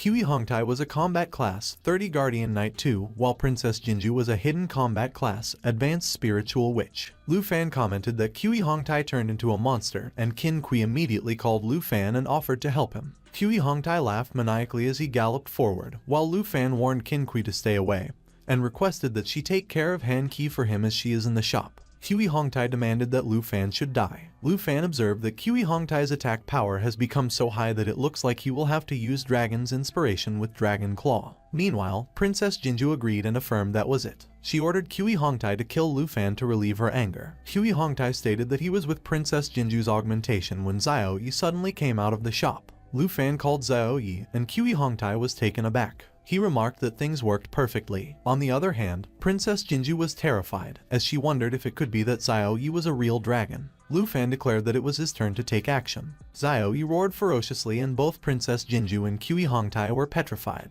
Both of them screamed in pain as Xiao Yi slammed Kiwi Hongtai into the ground, and Princess Jinju was blown away by the impact. While Princess Jinju wondered how it was possible that Xiao Yi defeated Kiwi Hongtai in one blow, Kiwi Hongtai coughed and asked for help and for her to save him. Princess Jinju stated that the useless Kiwi Hongtai should hold on, and her skill began charging. But Xiao Yi roared loudly, and Princess Jinju's skill was interrupted with the Black Dragon Bloodline skill. Kiwi Hongtai screamed and pleaded that Xiao Yi should let go of him. Xiao Yi threw Kiwi Hongtai away, and he groaned in pain as he crashed on the ground. Kiwi Hongtai apologized to Princess Jinju, and Princess Jinju believed that the power must be from a giant dragon, so apart from their Jin family having dragon eggs, there are other dragons existing. Lu Fan called Princess Jinju. He asked Princess Jinju if she wasn't going to kill him to vent her anger, and Princess Jinju replied that he shouldn't come and he should stay away from her. Princess Jinju declared that Lu Fan attacked her attendant, seriously injured him, and humiliated her. She asked Lu Fan if he knew what consequences his actions would bring and remarked that he is an enemy of the Taiki Kingdom.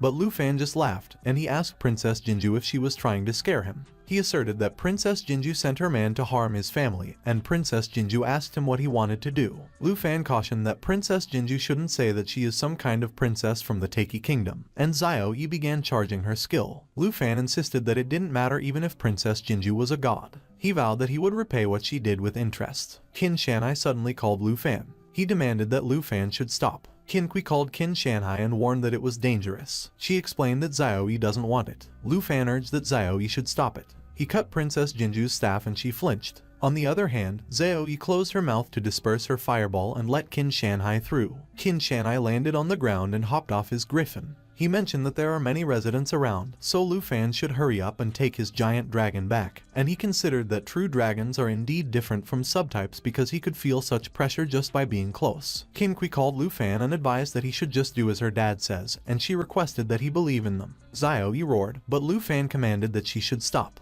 Qin Kui suggested that Lu Fan should follow her, while Qin Shanhai asked Princess Jinju if she was alright and noted that he just went to the airport to pick her up but didn't expect to find her there. Qin Shanhai informed that the Qin family's driver will be there soon to take Princess Jinju to the hospital. Meanwhile, Han Qi observed that Qin Kui indicated that her father might know Princess Jinju. Han Qi proposed that perhaps there is a way to resolve the conflict, so Qin Kui made the call, but Lu Fan expressed that he has a feeling that Princess Jinju won't let things go. Qin Shanhai chimed in and commented that he understood the situation. He added that Lu Fan really has a knack for it as he caused trouble for him as soon as they met, and Lu Fan apologized for troubling him.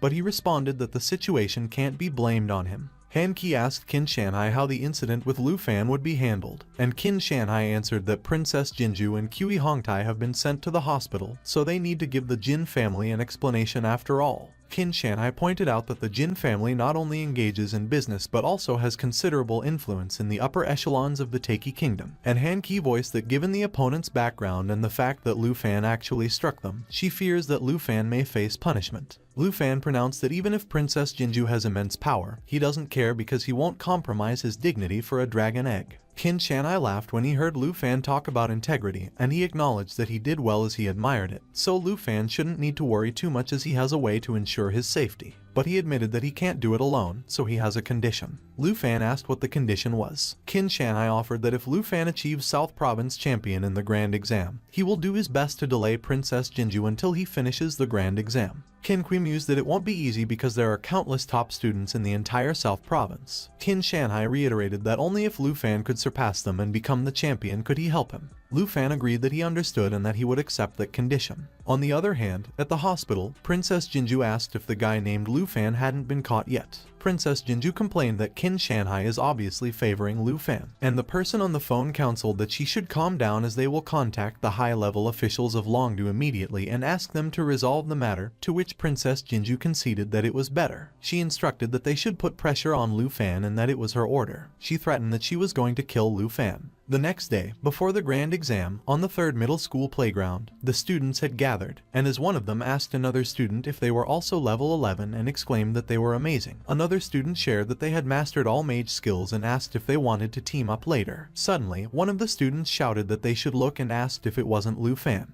One of the students joked that they thought Lu Fan went home to sell buns, and another snickered that the top student has turned into trash and no school wants him, so they asked why he was still participating in the exam. Lu Fan felt that he was too lazy to deal with that nostalgic idle gossip at the moment. Old Bai called the students' attention and requested that they quiet down. He proclaimed that he announced that the South Province Grand Exam was about to begin. Lu Fan believed that after self-upgrading to level 15, the treasure maps received every day have not been used yet, and it was a pity that they are all intermediate. He considered that if those three were combined into a high-level treasure map, it should be able to prepare him for the big exam when Mr. Lai suddenly called him and asked if he was also participating in the big exam. Lu Fan replied yes and that he must participate. He mentioned that also improved his strength in the past few days, to which Mr. Lai responded that it was good, and as he added that Lu Fan must work hard, he gave him his teleportation stone. Mr. Lai stated that the teachers believe in Lu Fan's fighting spirit, which may not be worse than that of other professionals. He remarked that the importance of the profession is too great, and although it's an exam, any mistake could lead to injury or even death, so Lu Fan should try to team up with classmates for the trial. And if it is not working out, Lu Fan should use the teleportation stone to exit, and he shouldn't make things difficult for himself, to which Lu Fan agreed.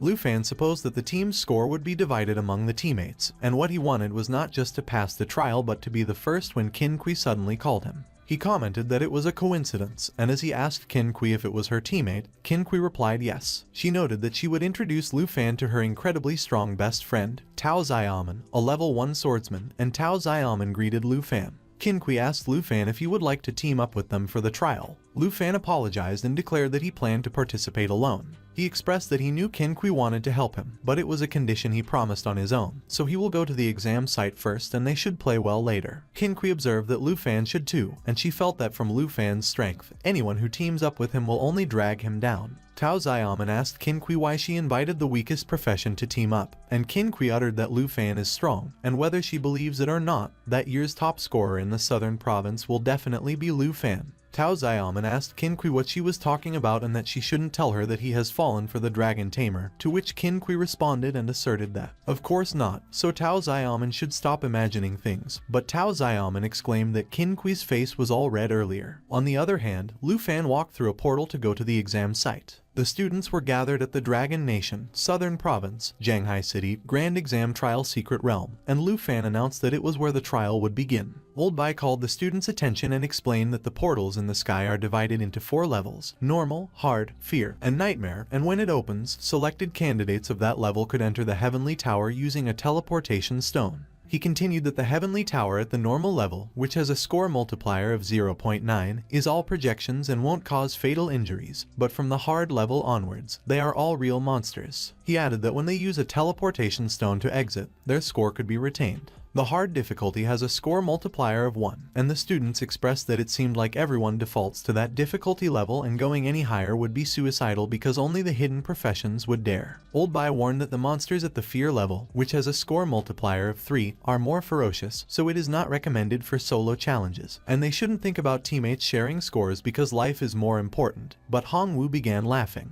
Hong Wu was a level 14 Kaigong master, a hidden combat profession, and as he asked Old Bai if he was watching, he proclaimed that the highest score would be his at that time. Tao Xiaoman mentioned that Hong Wu is the #1 expert at #1 middle school, and ranks in the top 5 in the province, and Qin Kui observed that a Kaigong master is a versatile combat profession, whether attacking or defending, and Hong Wu challenged solo, so it was their turn too. The students lamented that they were doomed because with Hong Wu there, they could only aim for lower rankings because they were definitely no match for him and they should have chosen a lower difficulty. At the Grand Exam Trial Principal's office, the #1 middle school principal laughed and boasted that Hong Wu is the most formidable student at their school. He added that it was a sure win for Hong Wu to become the top scorer, and he thinks that Qin Kui is also quite good, so in his opinion, she should rank in the top 3. Meanwhile, the #3 high school principal sighed, and he reflected that it was a pity for Lu Fan because if he had awakened another hidden profession, he might not have let #1 middle school take all the credit. Qin Shanhai called the principal's attention and announced that, for the first place, he had a promising candidate in mind at that time, and he was quite optimistic about him, which intrigued the principals, and they asked Qin Shanhai who he referred to. Qin Shanhai revealed that it was Lu Fan, the dragon tamer from #3 high school. Old Bai was surprised when he heard Lu Fan's name while the #1 middle school principal remarked that all the students have gone but Lu Fan hasn't entered the Heavenly Tower yet. He asked if Lu Fan gave up on the exam, and he laughed and added that Qin Shanhai shouldn't joke around because there was nothing they could expect from a dragon tamer. The #1 middle school principal pointed out that they should look at their Hong Wu as he was already on the 4th floor, ranking 1st. Old Bai informed that Lu Fan was not giving up. He waited for the last difficulty level's portal. The principals asked if Lu Fan was choosing the Nightmare Trial, which has a score multiplier of 9.9, and they cautioned that the Nightmare Trial was one way, so Lu Fan was too overconfident. They asked if Lu Fan was crazy and insisted that a dragon tamer will die in that, so Old Bai should stop Lu Fan immediately. Old Bai called Lu Fan and warned that no one who has challenged the Nightmare Trial has come back intact. But before Old Bai could finish what he said, Lu Fan entered the portal in the sky. Old Bai recounted that the last person who challenged the Nightmare Trial was 8 years ago, and he was eaten by ferocious beasts. It was a miserable death. The #1 middle school principal exclaimed that it was absurd, and he asked if Old Bai's #3 high school folks haven't ever been educated on the rules of the grand exam. He asserted that the Dragon Tamer was doomed for sure and Qin Shanhai's judgment needs improvement because Lu Fan can't be compared to Hong Wu at all. The other principals agreed and concurred that they should just focus on the performance of the talented Kai Gong master. But Qin Shanhai countered that it was still too early for the principals to draw conclusions, so he suggested that they observe a bit more before making deductions. Old Bai asked Qin Shanhai why he was trusting Lu Fan so much. He began to think about what Lu Fan could have done. On the other hand, Lu Fan arrived at the first floor of the nightmare trial. Lu Fan cut through the vines, blocking his way with his claws. He surmised that in the midst of the nightmare heavenly tower, there are at least 10 monsters. The level 10 Blackmane wolves showed themselves, and they roared.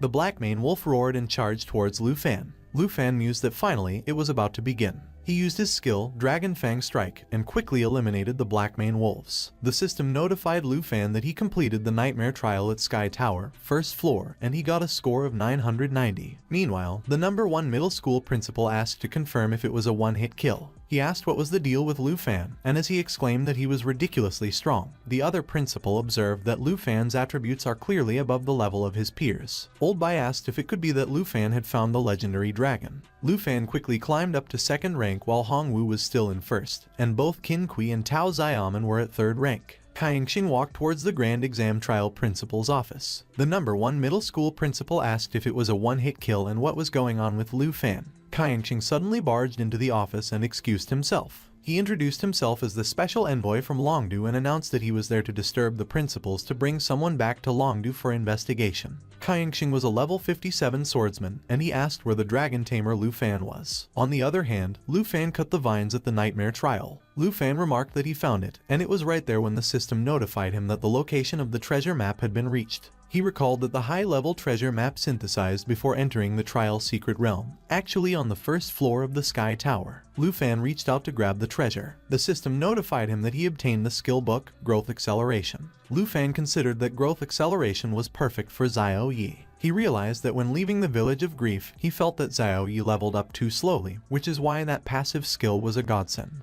Back at the principal's office, Kai Yingxing called Old Bai and stated that he is Lu Fan's teacher at their school. Kai Yingxing demanded that Old Bai needs to immediately interrupt the trial and summon Lu Fan back there. Old Bai replied that even if it was a huge matter, it has to wait until after the student's major exam. So as the principal of Sanjiang, he could handle it on Lu Fan's behalf, but Kai Yingxing retorted that Old Bai can't handle Lu Fan's punishment for him. Old Bai was surprised when he heard about the punishment, and as Qin Shanhai stepped in and suggested that Kai Yingxing should take a step back considering their old friendship, one of the principals asked what Lu Fan did. Kai Yingxing requested that Qin Shanhai not interfere with his mission and not try to get close to him. He declared that he doesn't know why Qin Shanhai protected the Dragon Tamer, but he will remind him that if he meddles in that matter again, both the Jin family and the higher-ups of Longdu will be displeased. Kai Yingxing insisted that if Qin Shanhai understood, he should leave the place, and he called Old Bai to bring Lu Fan over. But Qin Shanhai called Kai Yingxing again. He explained that the relationship between the higher-ups of Longdu and the Jin family is indeed complex,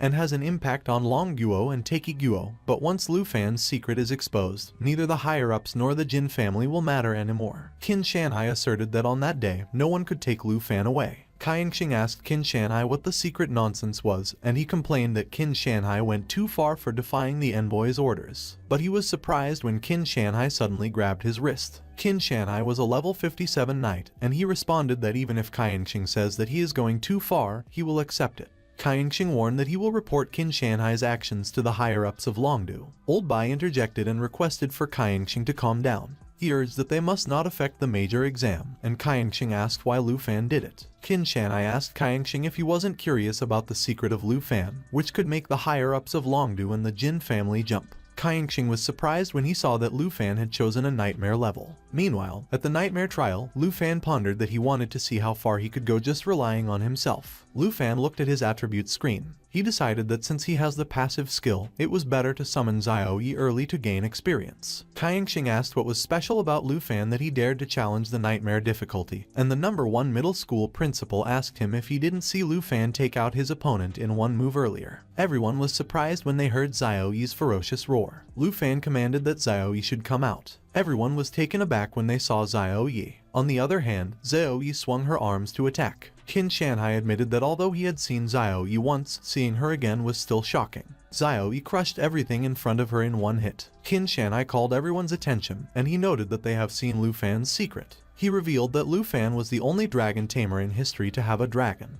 Old Bai asked to confirm if Lu Fan really tamed a giant dragon. Back at the nightmare trial, Xiao Yi and Lu Fan wreaked havoc on the second floor, and they quickly cleared it. The number 1 middle school principal observed that it was the power of the dragon race, and a class without a third transformation is completely unable to compete, while another principal exclaimed that it was too terrifying, and after leveling up, he asked if Xiao Yi wouldn't be enough to level an entire country. Lu Fan quickly climbed up to the first rank of the grand exam. He and Xiao Yi quickly arrived at the 13th floor and cleared it. Old Bai pointed out that not only Xiao Yi but they should pay attention to Lu Fan's change in strength. He added that Lu Fan's various attributes must all exceed 100, so even without summoning the giant dragon, he could still easily rank first in Zhanghai City. Qin Shanhai asked Kaiengxing if he still wanted to bring Lu Fan to the higher-ups after seeing that, and Kaiengxing conceded that he had truly opened his eyes that day and he could understand why Qin Shanhai dared to offend the Jin family. Qin Shanhai informed that if that was the case, he would send a video of a segment of Lu Fan's major exam to teacher, so from that point onward, there was no need for the special envoy to bother with Lu Fan and the Jin family, and as he requested for Kaiengxing to go back, Kaiengxing asked him to confirm what he meant by teacher. Qin Shanhai revealed that it was the town North Marquis Tu Jing.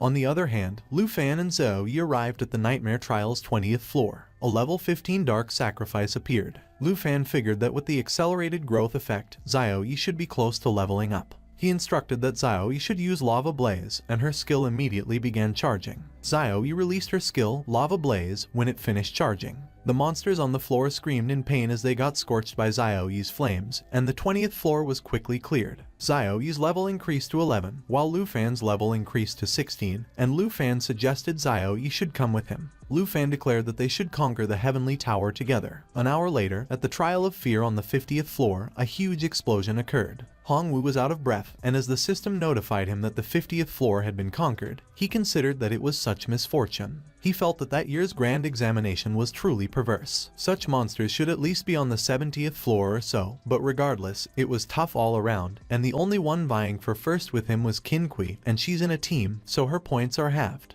Hong Wu believed that the title of top scholar in the Southern Province examination was destined to be his. He laughed, and as he called his dear principals outside, he asked if they watched his performance and stated that they should contact the heads of the top 10 academies to prepare for his admission. Meanwhile, at the Grand Exam Trial Principal's office, they could hear Hong Wu's laugh, but everyone's attention was on Lu Fan's scream. Old Bai remarked that all previous top scholars of the Southern Province have stumbled at the hurdle at the 50th floor of the Tower of Ladders, and the number 1 middle school principal noted that the level is a watershed. The number 1 middle school principal commented that even if Lu Fan passes, his pace will not be much faster afterward. On the other hand, Lu Fan just took a step into the Nightmare Trial's 50th floor. The system notified Lu Fan that a new skill, Shape Transformation, was acquired, and he supposed that it was Xiao Yi's new skill acquired after leveling. Lu Fan realized that there were 4 forms of change: the original dragon form, the Dragon Maiden form, and Xiao Yi will also transform into Destruction Dragon and World Ender. He was alarmed when the ground began to shake. The rocks of the mountain began to crumble and fall down. The level 20 Amethyst Mountain Giant suddenly appeared before Lu Fan.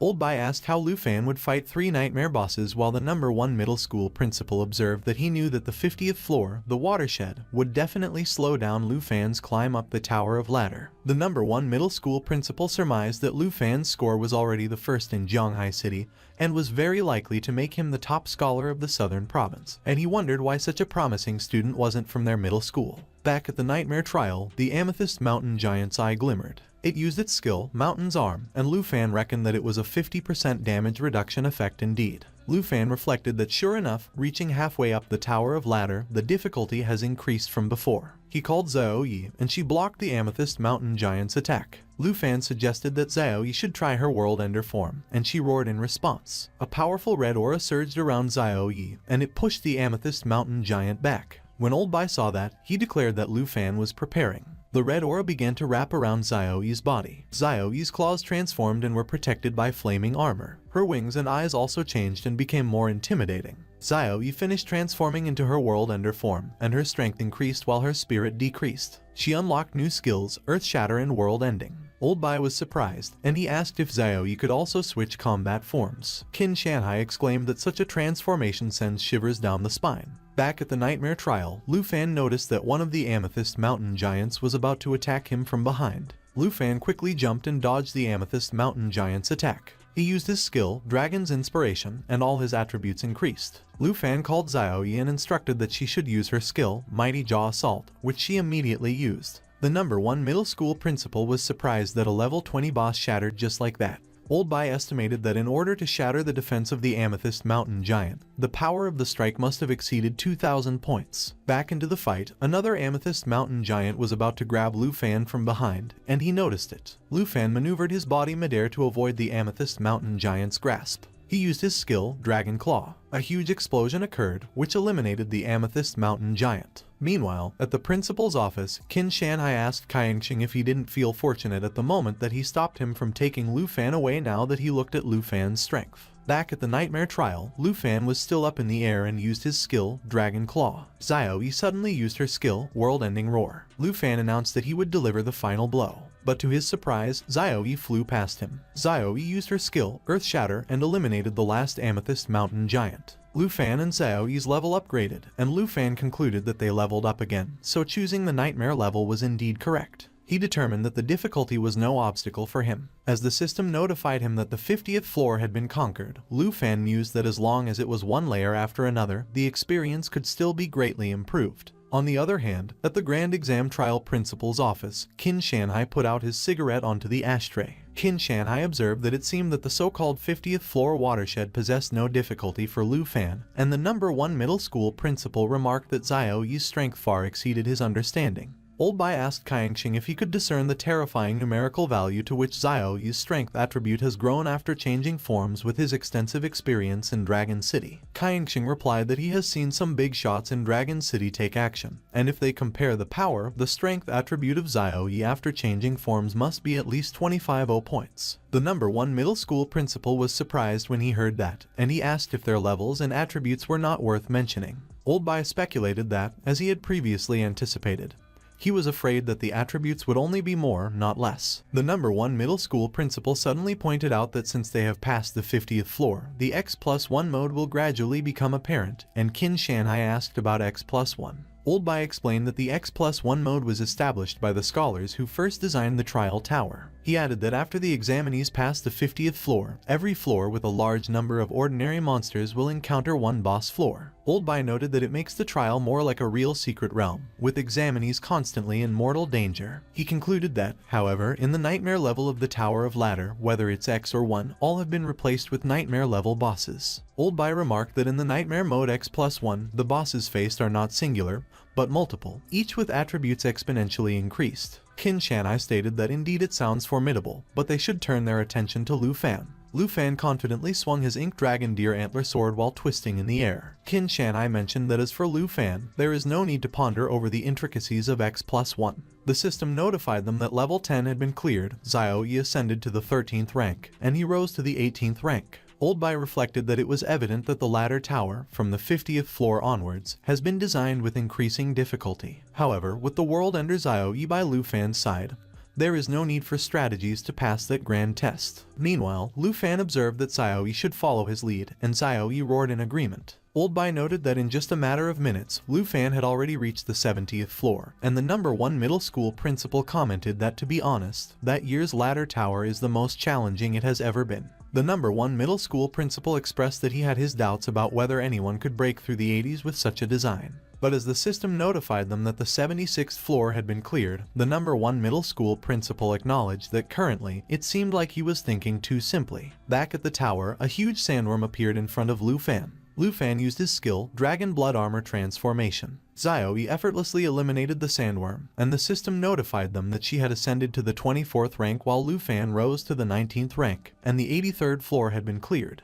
Old Bai declared that in the past, many geniuses pushed themselves to their limits for the rewards of clearing the tower, only to exhaust everything and perish in the grand trial. And Qin Shanhai added that thinking about it, when one reaches the 70s or 80s, just a step away from the ultimate reward of the grand test, no one would willingly exit. Old Bai pointed out that Lu Fan is different, and he might be the only candidate in the last decade or so capable of clearing all 100 floors. The number 1 middle school principal affirmed that they should hold on and continued that although the bosses of each level are not as powerful as those in the original secret realms, they should not forget the difficulty of the 99th floor was high. But another principal indicated that everyone should look because Lu Fan has reached the 99th floor. Lu Fan walked down the dark hallway of the Nightmare Trial 99th floor. He stood below a guarded throne. There were 4 headless knights, who carried different weapons, guarding the throne that had a sword pierced in it. Blue flames lit up the candles. More candles got lit up, and the hallway was illuminated. The blue flames also appeared on the headless knight's armors. The level 55 axe headless knight uttered that it was the regicide. Lu Fan pondered that from the Shattered Kingdom, the Headless Knight, the secret realm is quite renowned, and all secret realms stem from real history. Like the formation of the Morning Village and the Shattered Kingdom came to be hundreds of years ago when the undead legions invaded and the king was slain. The axe headless knights suddenly raised their weapon. It used its skill, Beheaded. Lu Fan realized that the headless knights have shared health, so the most reliable method to clear is to focus fire on one and control the others. But he recognized that he had no control skills at his disposal. Lu Fan concluded that he could only resolve all 4. The spear headless knight used its skill, Penetration. Lu Fan used his ink dragon deer antler sword to block each of the spear headless knight's attacks. He managed to get closer to the spear headless knight from above. Lu Fan quickly lunged at the spear headless knight and cut it in half. He wondered if it was indestructible. The longsword headless knight proclaimed that the sins are heavy and the counterattack trigger condition was met. Lu Fan quickly moved to block the longsword headless knight's counterattack. He muttered that it was the time. Lu Fan summoned Xiao Yi. Xiao Yi let out her powerful fire breath and destroyed the entire palace. Lu Fan remarked that Xiao Yi did well. But to Lu Fan's surprise, the twin sword headless knight managed to survive. The twin sword headless knight growled that for his king, Lu Fan should pay with his life, and it used its skill, Thunderbolt. It lunged at Lu Fan, and Lu Fan managed to block its attack. But Lu Fan was surprised yet again when he saw that the spear and axe headless knights also survived, and they charged at him. He immediately jumped off the ground to avoid their attacks. Lu Fan surmised that he couldn't continue to linger there. He figured that he must quickly head to the 100th floor, and he instructed that Xiao Yi should get ready. Xiao Yi used her skill, Lava Blaze. The Headless Knights was helpless as Xiao Yi used her skill, Lava Blaze. They were immediately scorched in her flames. The system notified Lu Fan that level 99 was cleared, and Xiao Yi leveled up to level 15 and has acquired a new skill, Cataclysm.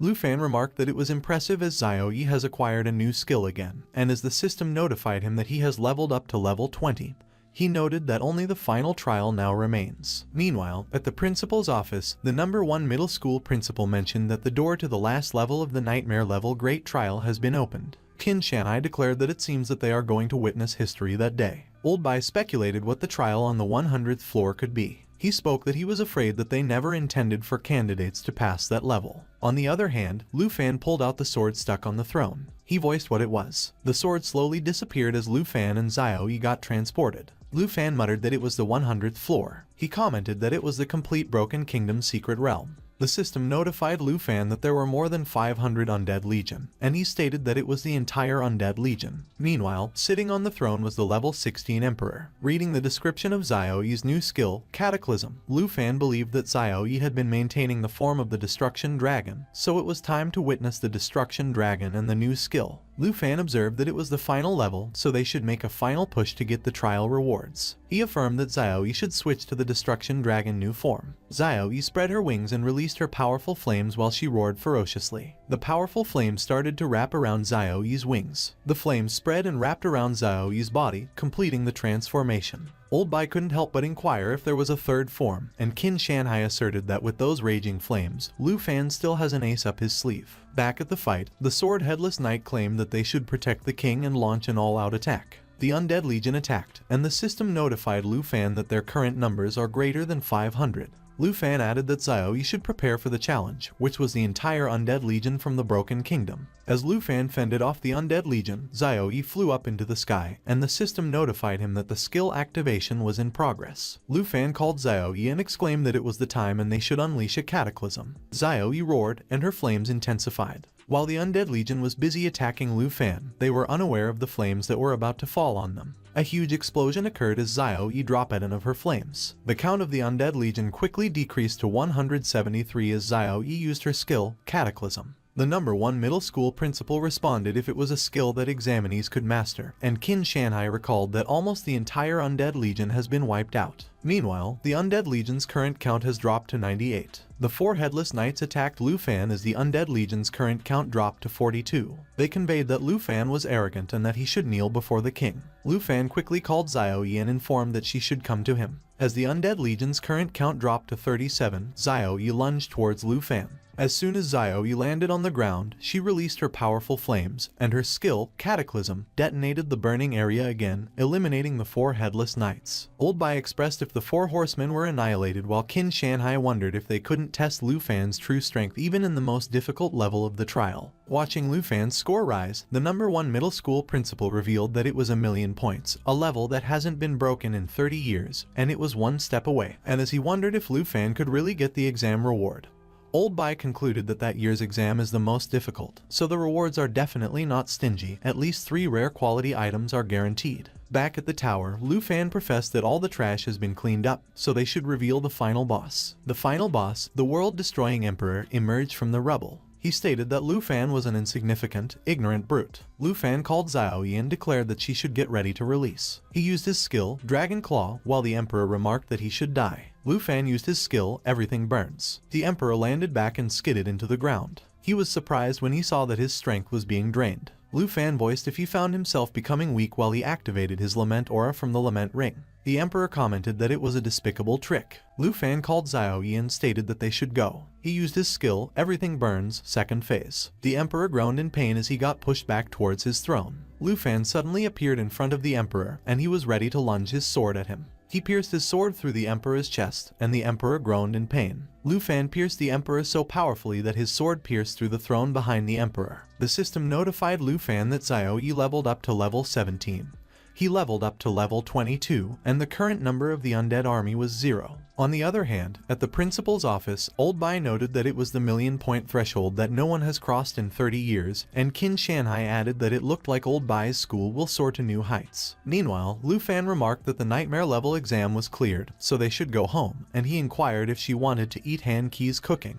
To which Xiaoyi roared in agreement. The system congratulated Lu Fan for successfully clearing the Southern Province nightmare level trial. When Lu Fan saw one of the rewards, the rare quality skill book Wrath of the Ice Dragon King, he considered that he would only have control skills after the second transfer at level 30, but it looked like he could already coordinate with Xiaoyi's output skills in the future. He also saw the rare quality Wind Spirit Ring and mused that it was an agility ring, and it is a pity that Xiaoyi can't benefit from the effect bonus, but it was still useful for him. Lu Fan saw the legendary quality Flame Frost Cloak, and he surmised that it was perfect for Xiaoyi's Destruction Dragon form, as it has both ice damage reduction and fire damage boost, which is really nice. He reflected that it was time to go back and let Xiaoyi rest for a while. Lu Fan informed that he could go home and wait for the results when Old Bai suddenly called him. Old Bai pointed out that Lu Fan was really amazing because he was the top scorer and he was the pride of the school, so from that point onward, his photo will always be on the school's wall of fame. The #1 middle school principal chimed in and stated if it was on the Wall of Fame, which is for heroes who died defending against beast invasions. He queried if he was cursing Lu Fan, and Old Bai noted that he should go away because if anyone is cursed, it is him, and Lu Fan broke the exam record, so his future is limitless. Qin Shanhai laughed and observed that no matter what, the exam made Lu Fan famous, and even though he was mentally prepared for that exam, Lu Fan still surprised him greatly. Lu Fan commented that he had met the conditions and inquired if the princess of the Taiki Kingdom wouldn't be causing trouble again. Qin Shanhai laughed and replied, of course, he will keep his promise, and the teacher should have received the request by that point. Lu Fan mentioned about the teacher, and Qin Shanhai assured that he shouldn't worry and what he should be considering at the moment was which academy to choose. Qin Shanhai stated that the wealthy merchants in the southern province will definitely take that opportunity to build connections with Lu Fan, so he should be mindful of their intentions, to which another principal agreed and noted that the academies will be scrambling to recruit Lu Fan.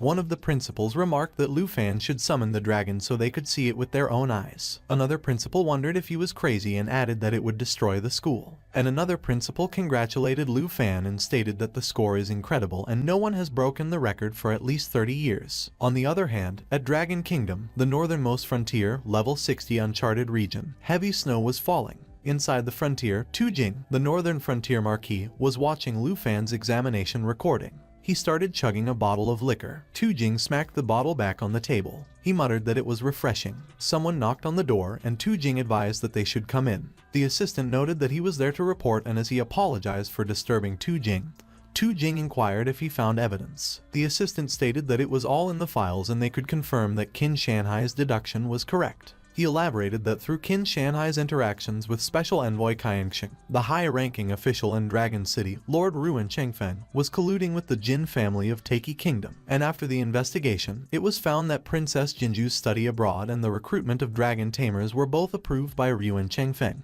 Tujing declared that it was really Ruin Chengfeng. The assistant mentioned that the Jin family and Ruin Chengfeng maintained diplomatic relations on the surface, but in private, Ruin Chengfeng granted the Jin family many privileges, and they have given him substantial rewards in return. Tujing laughed and observed that it was no wonder Ruin Chengfeng sent a special envoy to arrest Lu Fan. He clenched his fist so hard that the bottle in his hand shattered. Tujing asserted that Ruin Chengfeng was a traitor and is helping Princess Jinju to run rampant in Dragon Kingdom. He commanded that the assistant should send an order to Ruin Chengfeng that he is stripping him of all of his duties and powers, and he will no longer have a place in the high ranks of Dragon City, which will be executed immediately. Tujing proclaimed that if Ruin Chengfeng has any objections, the assistant should tell Ruin Chengfeng to come and talk to him. And as for the Jin family, if they try to contact Ruin Chengfeng again, they should send the Griffin's squad to greet them, to which the assistant responded yes. He noted that there was one more thing. He added that they should keep a close eye on which academy Lu Fan chooses and inform the principal immediately to provide him with the best resources, and the assistant agreed yes. Tujing pondered that it is delightful to have such a legendary young man in Dragon Kingdom, and it is very interesting indeed, so once his task is completed, he must find Lu Fan and meet the legendary youth. But he wondered when his task would ever end. On the other hand, back at the city, Princess Jinju spoke what they said, and if Ruin Chengfeng was dismissed by the Northern Frontier Marquis. The person on the phone informed that Princess Jinju should calm down because they have good news as well. But Princess Jinju demanded what good news he could possibly have and how they could capture Lu Fan without Ruin Chengfeng.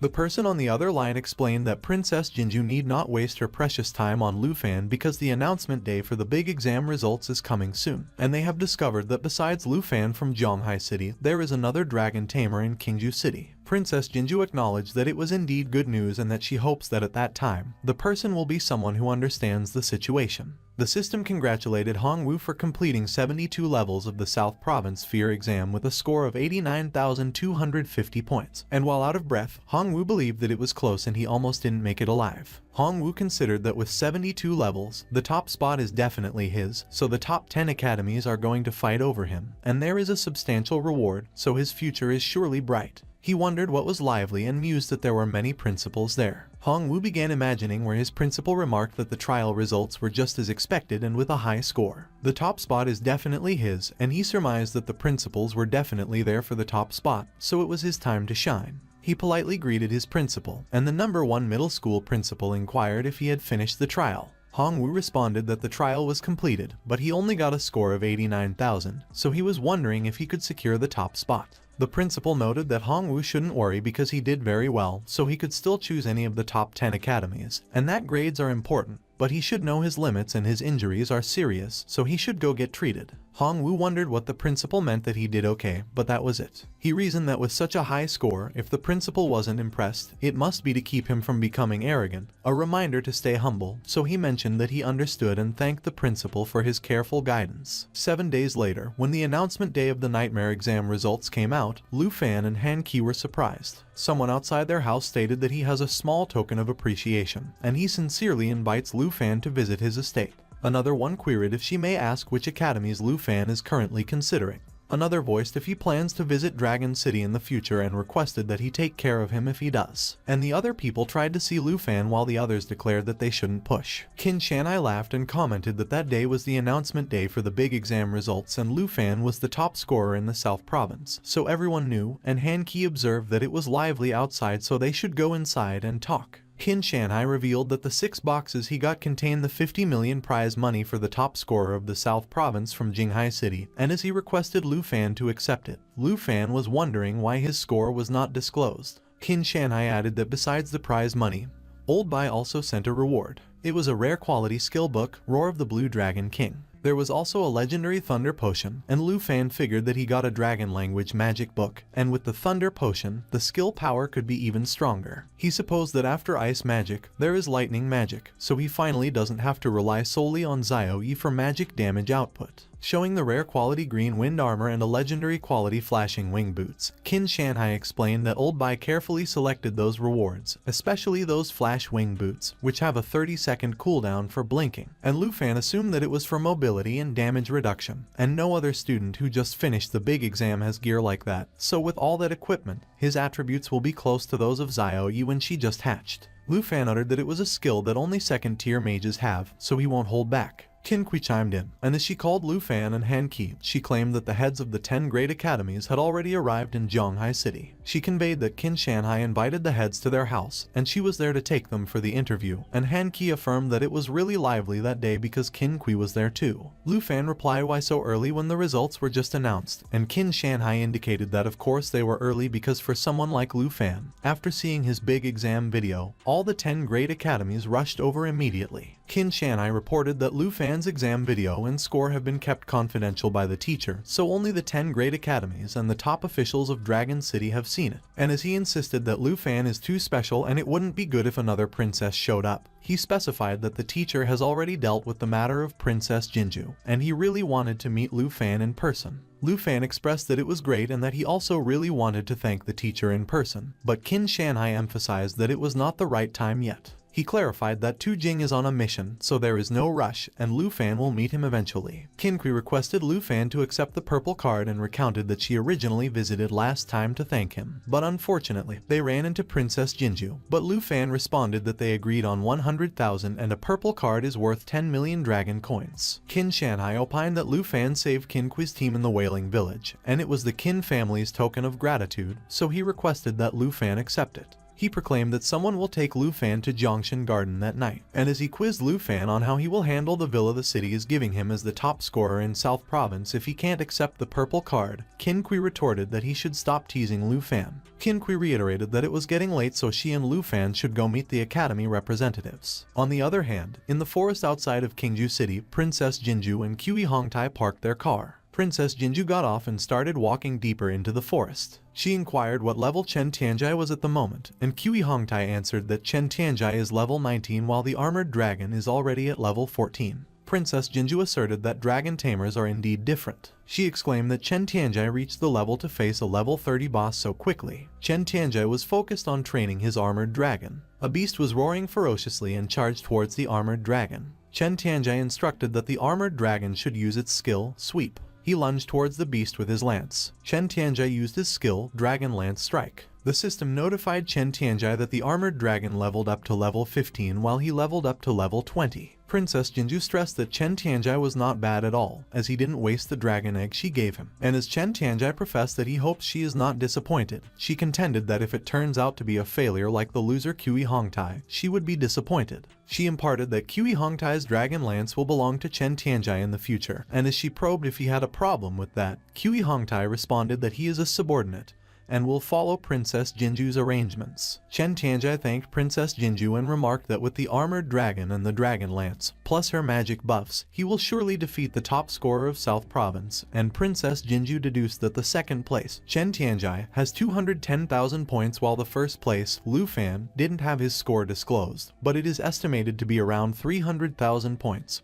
So Chen Tianjai still has a chance. Princess Jinju urged that Chen Tianjai should remember Lu Fan's name forever until he kills him and takes his black dragon. She promised that she will help Chen Tianjai become the strongest dragon tamer in history and he will be her servant, second only to her, so he better not disappoint her regarding Lu Fan. Chen Tianjai pledged that Princess Jinju should be rest assured because it is his honor and he will forever be her knight. Princess Jinju underscored that Chen Tianjai is wise, much wiser than Lu Fan, because she offered him a chance to rise to the top.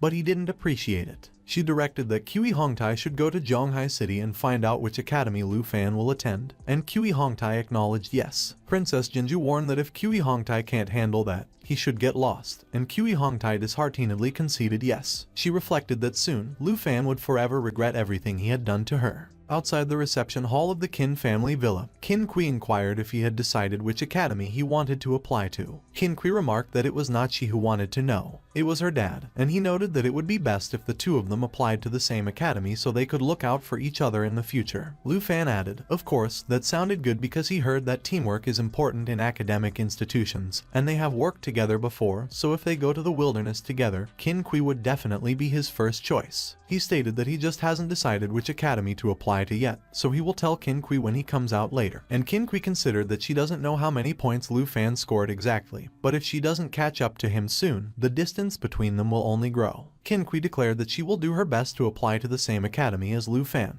Lu Fan replied okay, and that sounded good. He entered the room where the academy representatives were waiting for him. Lu Fan greeted everyone, and as he was about to introduce himself, he was cut off. A priest queried if he was right that he was Lu Fan and responded that they have all seen his performance in the entrance exam video, which was impressive, while an assassin affirmed that Lu Fan was the first dragon tamer in history to have a dragon and probed if he had any academic institutions in mind as the top scorer in the southern province. The priest acknowledged that there was no need to hesitate because Jiangnan Academy doesn't play games and they offer an annual scholarship of 10 million dragon coins, and all resources such as potions and access to secret realms are freely available. The assassin clicked her tongue and commented that the people sitting there are the heads of the Dragon Kingdom's top academic institution, and the priest has the nerve to come and grab the top scorer with just those little things. The priest was about to confront the assassin, but the assassin called Lu Fan and observed that apart from what Jiangnan Academy could offer, the Northern Academy was offering 20 million dragon coins per year, plus access to secret realms not available to the public in the Snow Kingdom, all for him. Another representative expressed that the Northern Academy does have the resources, but they were not lagging behind. Another mentioned that they could provide those conditions too. Another conveyed that they could offer opportunities for secret realms. And another uttered that the terms could be negotiated, and if Lu Fan was not satisfied, they could add more, which made Lu Fan think that he didn't expect the interview to be like that, so he had no idea which academy to choose at the moment. Suddenly, Gu Han asserted that that year's national trial quota will be selected by Dragon Capital Academy. Gu Han was the head of the Dragon Capital Academy and explained that the quota could be given to Lu Fan.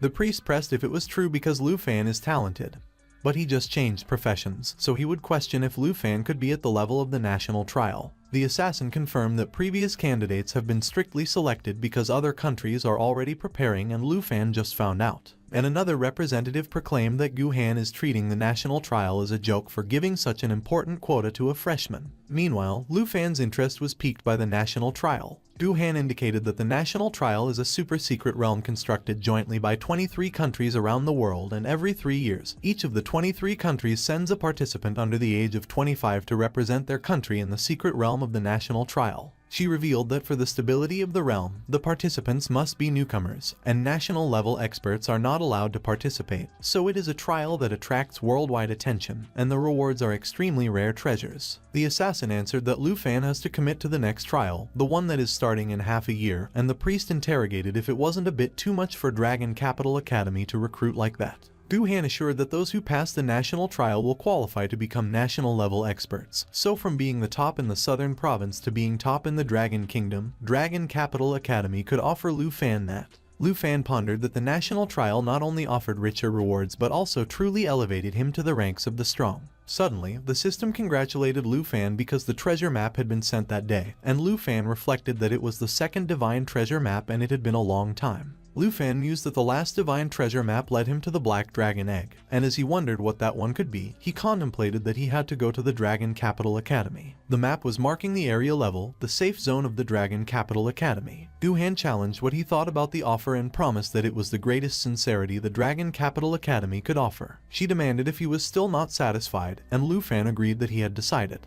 Lu Fan declared that he is going to the Dragon Capital Academy, but there is one thing he was wondering if Gu Han could help him apply for. And as Gu Han inquired what it was, she replied that she will try to help him apply as long as it's not too difficult. 4 days later, Han Ki remarked that she never imagined that she would leave that place one day. She noted that she had lived there for so many years, and she was currently reluctant to leave. But Lu Fan pressed what there was to be reluctant about and added that they already had a villa and savings, so they could live wherever they wanted. Han Ki commented that she remembered when Lu Fan first moved in and he was just a kid, so time really flies. Suddenly, Qin Kui called Lu Fan and Han Ki and proclaimed that they were there to pick them up, while Tao Xiaoman explained that they were all going to be students at Dragon Capital Academy.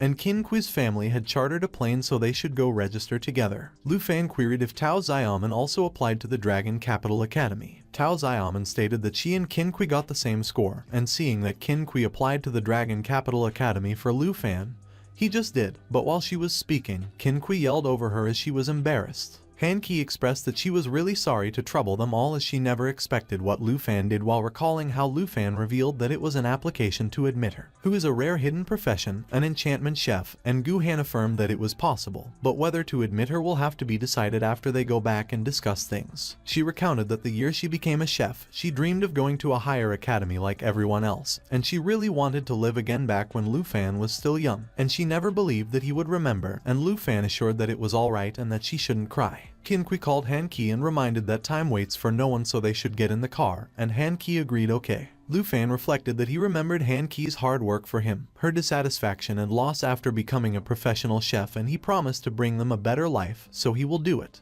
He mused that it was just the beginning. A few moments later, at the Dragon Kingdom, Dragon Capital outside the Dragon Capital Academy, Han Qi observed that it was so lively there and that the capital is really different. Qin Kui was amazed and exclaimed that stores were selling rare recipes behind them, while Lu Fan considered that the Dragon Capital Academy was up ahead. Suddenly, Lu Fan heard Kui Hongtai, who called Princess Jinju and informed that they had arrived. Princess Jinju sighed as she stepped out of her car. She murmured that, after all, it was just the capital of the Dragon Kingdom. Kui Hongtai noticed Lu Fan. Lu Fan wondered why Princess Jinju was there and supposed that she just wouldn't go away. Chen Tianjai suddenly posed if Lu Fan is the dragon tamer from Zhonghai City, and Kui Hongtai cautioned that Chen Tianjai shouldn't be impulsive, but Chen Tianjai just laughed and insisted that it was better to let him handle things. But Princess Jinju warned that without Ryu and Chengfeng, they would be sent back to their country if they started a fight at the gate, so it was not the right time yet, to which Chen Tianjai responded that she understood and apologized to Princess Jinju. Qin Kui mentioned that she remembered her dad saying that Princess Jinju originally came to the Dragon Kingdom to study, and as she pondered if her dad could be referring to the Dragon Capital Academy, Tao Xiaoman probed what was wrong with those guys. Suddenly, Gu Han notified that it was perfect timing as both their groups arrived together,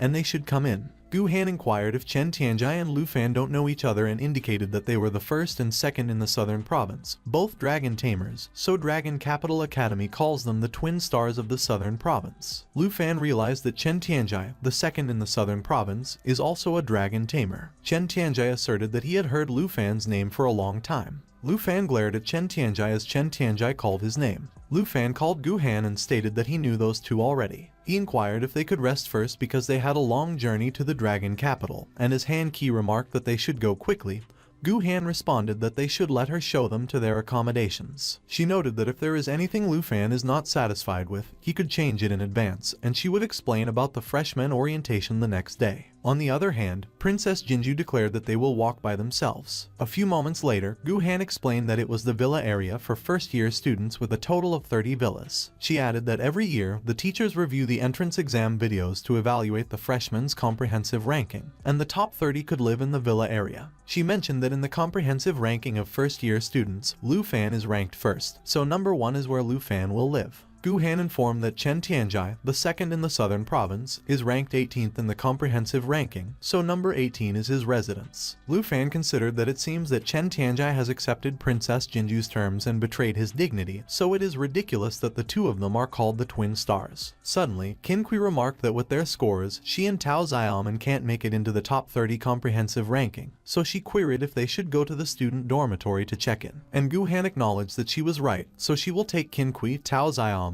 and Han Qi to the dormitory area later, but the conditions are indeed better in the villa area. Han Qi went and grabbed Lu Fan's arm. She probed if they could live with Lu Fan, which flustered both Qin Kui and Tao Xiaoman. Gu Han responded that there is no rule against it as long as the resident has no objections. Han Qi pressed if she was right that he didn't have any objections or if he didn't want to eat her cooking anymore, to which Lu Fan replied that of course not and that he definitely didn't mind. Han Qi proclaimed that Lu Fan doesn't mind, so they will all live together, and it was just right to build some rapport and increase their teamwork, and it will be convenient for future expeditions into the secret realm. Lu Fan suggested for Qin Kui, Tao Xiaoman, and Han Qi to move in with him and observed that the dormitory area is quite far from the villa area, so if he needed to find them, it would take half the campus. Qin Kui assented that fine, while Tao Xiaoman agreed that alright.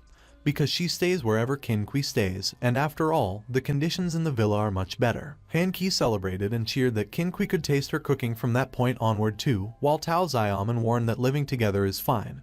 But Lu Fan shouldn't get any funny ideas about Kinqui as she will be watching him. Suddenly, the system notified Lu Fan that the location of the treasure map was nearby, and Lu Fan surmised that the treasure was in a villa right next to him. Lu Fan queried who lives in number 2, and Gu Han explained that she only manages the southern province, so she is not familiar with the freshmen from other areas. Gu Han noted that she believes there is only one girl living in number 2. Lu Fan called Han Ki and informed that she and Gu Han would go to number 1 first while he went to meet their neighbor. Han Ki quickly responded that she understands, so Lu Fan should go ahead and remember to bring a gift for the neighbor, but Lu Fan rejoined that Han Ki shouldn't overthink it because he was just going to see what the second-ranked person is like. Han Ki considered that just hearing that it was a girl made Lu Fan want to go, so he was finally growing up. While Tao Xiaoman clicked her tongue in her mind as she reflected that she really underestimated Lu Fan because he was living with the three of them but was still trying to chat up the neighbor, and Lu Fan wondered why it feels like he has been misunderstood. Lu Fan went and rang the doorbell of Villa number 2. He pondered if the neighbor would like Han Ki's cake and reasoned that it would be best if he could get in since they have all just moved in and he needed to get the treasure before the neighbor finds out. As soon as Jian Ying opened the door, Lu Fan greeted her and introduced himself as the number 1 from Zhonghai City in the southern province. Jian Ying just stood there and did not say anything. Lu Fan remarked that the pumpkin cake was a gift for Jian Ying and they were neighbors, so they should be friends and get to know each other. Lu Fan and Jian Ying stood there at the front door for a moment in awkward silence. Jian Ying accepted the pumpkin cake. She stated that she is Jian Ying from Yinbei province, and Lu Fan reflected that she has a cute voice, but it is so hard to talk to her. Lu Fan inquired if he could come in and sit for a little bit because he was a little thirsty and would like a glass of water, but he considered that his excuse was so lame as it was obvious that his intentions weren't pure, so he was wondering what he was saying.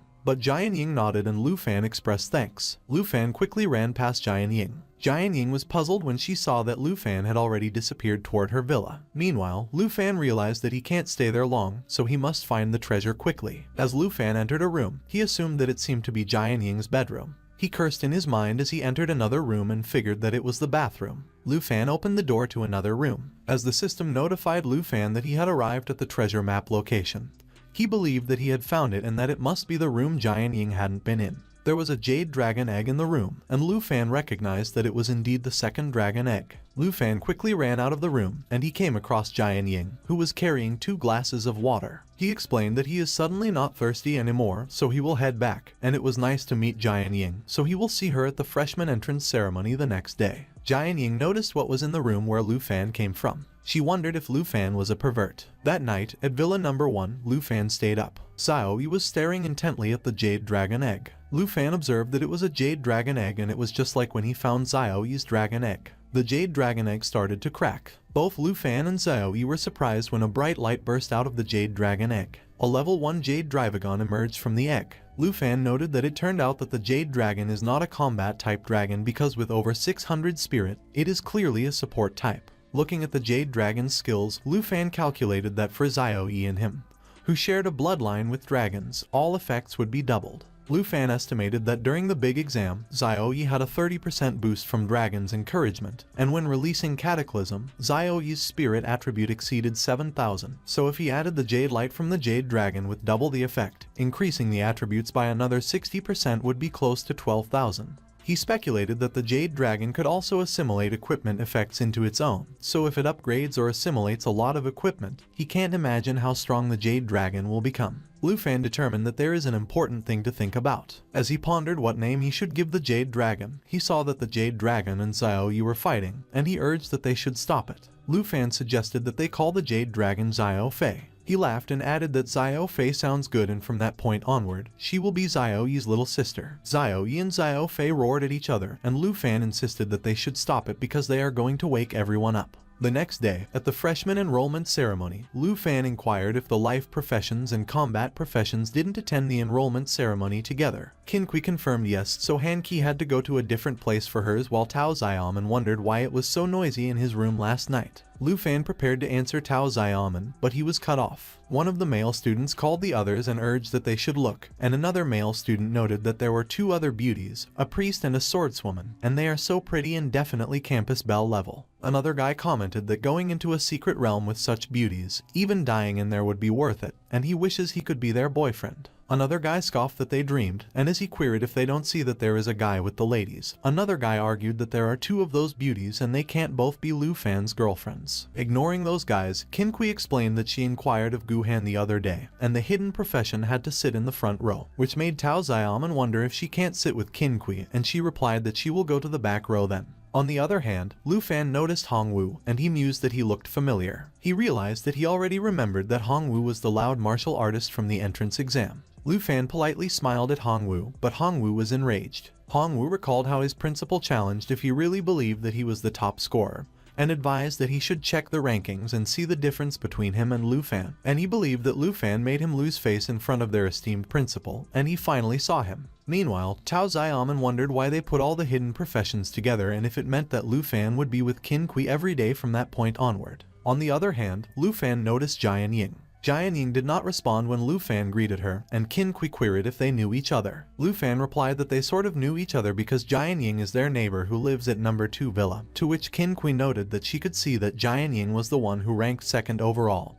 and she is beautiful and strong. Meanwhile, one of the male students exclaimed that coming to Dragon Capital Academy is great, and that they should look at Lu Fan, who was surrounded by beauties. Another guy inquired what that was supposed to mean and what it had to do with the other guys if there were a lot of beauties, and another guy asserted that Lu Fan was probably just a simp, so they should be bold and go ask for the beauty's contact info. Suddenly, Zhao Shengeming proclaimed that everyone should be quiet. He introduced himself as the vice principal of Dragon Capital Academy and professor of the Combat Academy's Magic Department. Zhao Shengeming stated that first, on behalf of Dragon Capital Academy, he welcomes all new students. He remarked that he doesn't like formalities or empty words, so next, their teacher will distribute the students' ID cards, and at the same time, he will inform them of some school rules. Zhao Shengeming explained that the ID card the students will receive at that time will be their all-purpose credential at Dragon Capital Academy. He indicated that the card will store personal points, which is the Academy's universal currency. Zhao Shengeming added that the students will need points to access the secret realms provided by the Academy, to buy weapons, potions, and so on.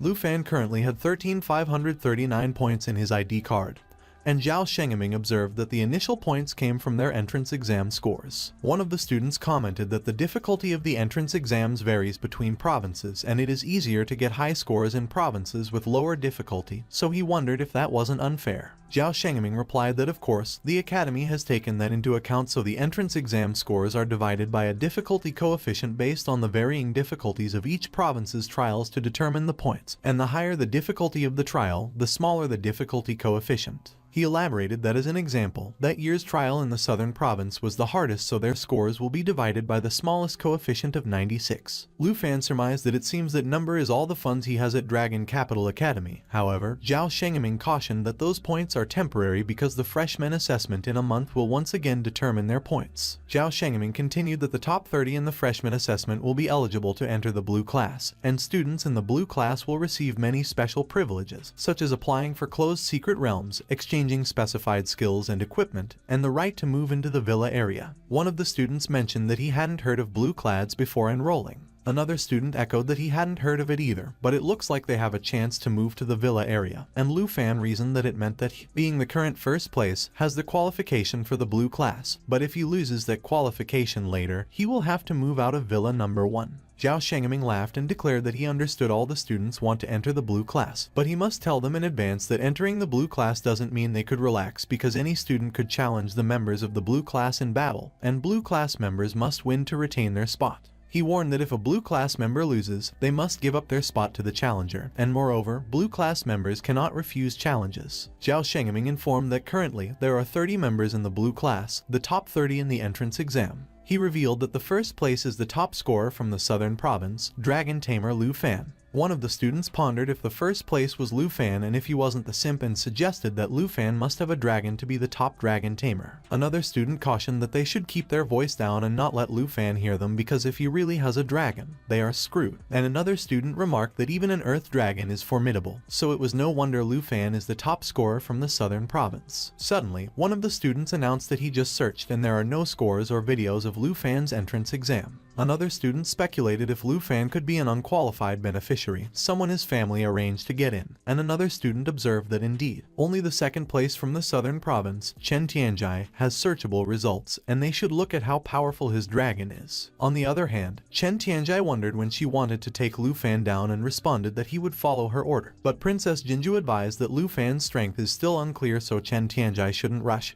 and they should probe Lu Fan first. Meanwhile, Qin Kui mused if Zhao Shengming wasn't encouraging everyone to challenge him because he was pushing him forward like that, and Lu Fan admitted that he didn't expect such a scenario. After the freshman entrance ceremony, Lu Fan felt that it was finally over and it was time to upgrade Xiao Fei and unlock her new form. Lu Fan suggested that they should go to the Secret Realm Hall and see what secret realms the Academy provides. Suddenly, Hong Wu called Lu Fan. He looked at Lu Fan with disdain from behind. Hong Wu proclaimed that he wanted to challenge Lu Fan. Lu Fan verified to confirm if he wanted to challenge him. Hong Wu affirmed that it was right and that Zhao Shengming just stated that the top 30 blue class members cannot refuse challenges, so if Lu Fan really has the strength of the top scorer, he should dare to compete with him. Hong Wu calculated that they can't see Lu Fan's entrance exam video and scores, and if Lu Fan really has strength, he must have passed the trial by summoning many sub-dragon species, and if he targeted him directly, he is sure he could win. Lu Fan challenged Hong Wu for saying that he was afraid.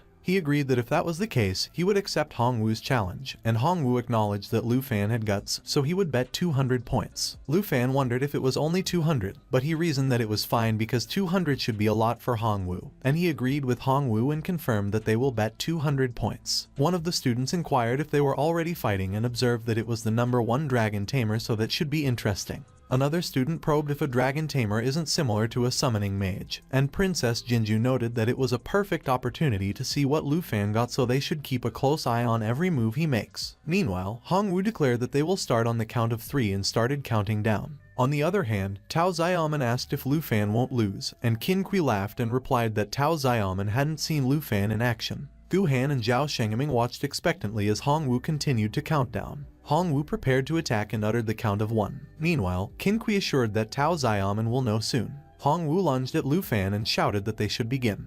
Hong Wu barked that he should take it, hurling the words with swaggering force that dripped with the kind of cocky certainty that made him sound untouchably confident. But he froze stiff in raw shock the instant Lu Fan blinked out of sight right in front of his eyes, the disappearance knocking the wind out of his bravado. He muttered with disbelief, bleeding through every dragged-out syllable, racking his head over whether that had truly been a second-tier mage's blink skill, and how in the world Lu Fan of all people had managed to pull it off. Lu Fan remarked that he'd heard Chi masters could brawl face-to-face or strike from afar, defend or counter on a dime, and then pressed with sharp edge if that sorry excuse really counted as the height of his strength. Hong Wu snapped back that he was marching straight toward his own grave without the faintest shred of clue. He growled again that he should take it before throwing himself forward with his roaring chi-rising wave that thundered like a storm breaking loose.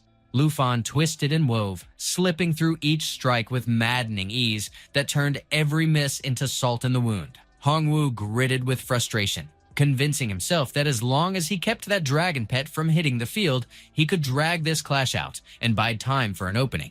But the illusion shattered clean through when Lu Fan suddenly stood right in front of him, poised to crush him with a merciless blow. Hong Wu braced hard with his solid as a rock, scoffing inside that nobody alive could crack it without packing at least 280 points in strength. Yet in the very next heartbeat he groaned, rattled to the bone by the pain, as Lu Fan tore the shield apart and hammered him with a brutal kick. He staggered back, wondering if he had actually lost. He spiraled deeper in disbelief, hammering himself with the tormenting thought of how something like that could even be real. One spectator blurted that a single kick hurled him flying without even a skill behind it, while another marveled if blue class power was honestly that monstrous, pointing out how Lu Fan, a dragon tamer, had flattened a chi master before even summoning his dragon. Someone else groaned bitterly that he'd been hoping to finally witness the dragon.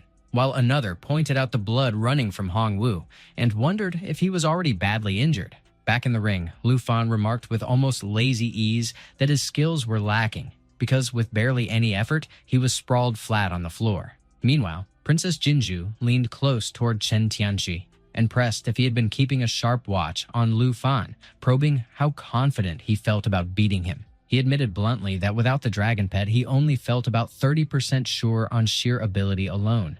With the princess's buffs, though, he figured his chances climbed to 70%. She noted in her blunt tone that the number already sounded pretty high. Back in the clash, Lu Fan hoisted his ID card right over Hongwu's with an easy, almost cocky show of control. He tossed out that a bet was a bet, and since Hongwu had been the one to light the fire, he'd gladly scoop up the 200 points. Hongwu froze on the spot, gawking at the digits burning across Lu Fan's ID. His head spun, 13,739 points, multiplied by the southern province's savage coefficient of 96, climbing to nearly 1.3 million exam points. Nearly 1.3 million. While second place, Chen Tianji, barely clawed together 210,000. He sneered inwardly at himself for ever daydreaming about toppling Lu Fan. Not long after, inside Dragon Capital Academy's Secret Realm Hall, Qin Kui strolled over to greet Lu Fan and mentioned they had hauled Han Kei along. Han Kei darted forward, blurting if someone had already taken a shot at him, and if he'd caught any damage, but he brushed her off with effortless ease and told her not to lose sleep over it. Tao Xiaoman, stretching out her words with a lazy drawl, tossed out that Lu Fan had just punted Hongwu aside like trash, and Qin Kui fired back with cool assurance that she'd already told her he was absurdly strong. Since the very first time she caught sight of him, he'd already crushed Sungi beneath him. Tao Yaoman's eyes went wide as she blurted that if he carried that much raw force, then his dragon had to be downright nightmarish, something she couldn't even wrap her head around. And Qin Kui coolly volleyed that dragons naturally lived beyond anything their minds could spin up. Lu Fan then lobbed in, casual but blunt, that since everyone was already hanging around, they might as well march straight over and see for themselves. He had just flicked through the Academy's secret realm list and locked onto the dungeon stacked with the fattest haul of experience points, a perfect spot for racking up levels at speed. He tagged it in his mind as a fear difficulty trial, and Xiao Fei had already leveled up inside there anyway. Han Kei cut in, warning with a half-scolding snap that even if he dragged her in just to fill the slot, it was still a level 45 secret realm, not some kiddie playground. And if it all went sideways, people could actually die. But he waved her off with practiced calm and told her not to sweat, because he was certain he could drag the whole crew through without a scratch. Tao Xiaoman piped up, jabbing that sure, maybe he and Han Kei could muscle through it. But the lineup still only had 4 bodies, and the dungeon rules demanded at least 5. Lu Fan tossed out a question about who else they could rope in, and Qin Kui nudged him, telling him to scope out that direction. Their neighbor from Villa Number 2 stood nearby. She ranked second overall, and a level 45 run would barely register for her, so the smart play was clearly to bring her along. He moved forward and greeted Jian Ying. He muttered a curse under his breath when her expression screamed misunderstanding, though honestly, his shady antics chasing that dragon egg had been enough to fuel it. He remarked she seemed to be dungeon shopping too, and claimed they were in the same situation, though inside, he grumbled that talking to her felt like torture, since she'd probably just throw back a blunties or no. Silence stretched out, awkward and heavy. Then, out of nowhere, she dropped the bomb by calling him a pervert. Tao Xiaoman cut in, pressing him on what exactly he did to her, and he snapped back in defense, insisting it had all been a dumb mix-up when he called out to her last time. Their first encounter had been rough, sure, but he swore he was just a normal guy. And since he caught her browsing dungeons too with no one else around, he explained they were a short one for Poison Spider Forest. So teaming up made sense, and he pressed her to decide. She paused, her reaction shifting when the words Poison Spider Forest landed. Eventually, she gave a nod, and while Lu Fan checked if that meant their lineup was confirmed, Qin Kui chimed in that either way, he scored slick by pulling her in, and Tao Xiaoman piled on, teasing that with just a few words, he had bagged the number 2 genius of Yunbei province. Lu Fan then offered to cover the points for the group, but Jian Ying cut him off, tossing out a sharp no. She tapped her ID card against the display. The screen lit up with her balance, 8,744 points, and she remarked they should get moving. Lu Fan couldn't help but clock that she still sat on more than 8,000 points, and while wondering about Yunbei Province's difficulty coefficient, he calculated that even if it peaked at the brutal southern province level of 96, her exam total would push past 800,000, which marked her as straight-up monstrous. A beat later, Qin Kui circled back to Poison Spider Forest, and Han Kei grimaced, remarking that even the air there shredded like blades. Lu Fan then fixed his gaze ahead. He remarked that their destination looked like it was right over there. Tao Xiaoman pressed Lu Fan hard, demanding why he dove into that dungeon when it clearly sat at level 45 with a vicious fear difficulty tag hanging over it. He explained with a straight face that he had lingered in the dungeon hall forever and found no other run offering more experience at a higher level, but she fired back, hammering home that wasn't even the point she meant. Han Kei slid in with a practical reminder, pointing out that since they came here to grind levels, they ought to spread the good stuff around. It was the fine quality food, travel biscuits, and Lu Fan remarked with blunt certainty that the things were absurdly useful, because with those in hand, they would rocket to the second transition level in no time. Han Kei admitted the biscuits came from a recipe the life profession teacher handed out, and plenty of classmates fumbled it badly. But she lucked out since an enhancer chef had a sky-high success rate for stacking effects, so she nailed it cleanly on her very first try. She casually pulled Jian Ying into the circle by calling her classmate. She tossed in offhand that Jian Ying should give some a try too. Jian Ying then probed if the cake from last time was also her handiwork. Han Kei checked if she meant the pumpkin cake, and Jian Ying confirmed. So Han Kei promised that if she liked it, she could whip up more anytime. Qin Kui backed her up right away, praising Han Kei's cooking as genuinely delicious and pointing out that since they lived close, Jian Ying should drop by whenever. Jian Ying just smiled in her own quiet and reserved way. Out of nowhere, Lu Fan caught sight of a monster slithering low through the grass. He warned everyone to stay sharp because one had locked onto them already. A level 40 black-scaled python hissed with a slow and menacing coil. Qin Kui tried to stop Tao Xiaoman, pressing that she shouldn't charge in yet, but Tao Xiaoman was already squaring off against the python, bracing her sword with raw force against its snapping fangs. Qin Kui warned again that monsters there all sat above level 40, so they wouldn't be easy to drop, while Han Kei mentioned she could cook something up to boost their resistances, but she needed to grab ingredients first. Lu Fan brushed the offer aside, insisting there was no need to fuss with that. They just had to keep fighting, as he would cover the nastier problems himself. Tao Xiaoman quizzed him if he planned to summon. Jian Ying instantly guessed he might bring out his dragon. He summoned Xiao Fei, and she roared with a force that rattled the air and shook the ground itself.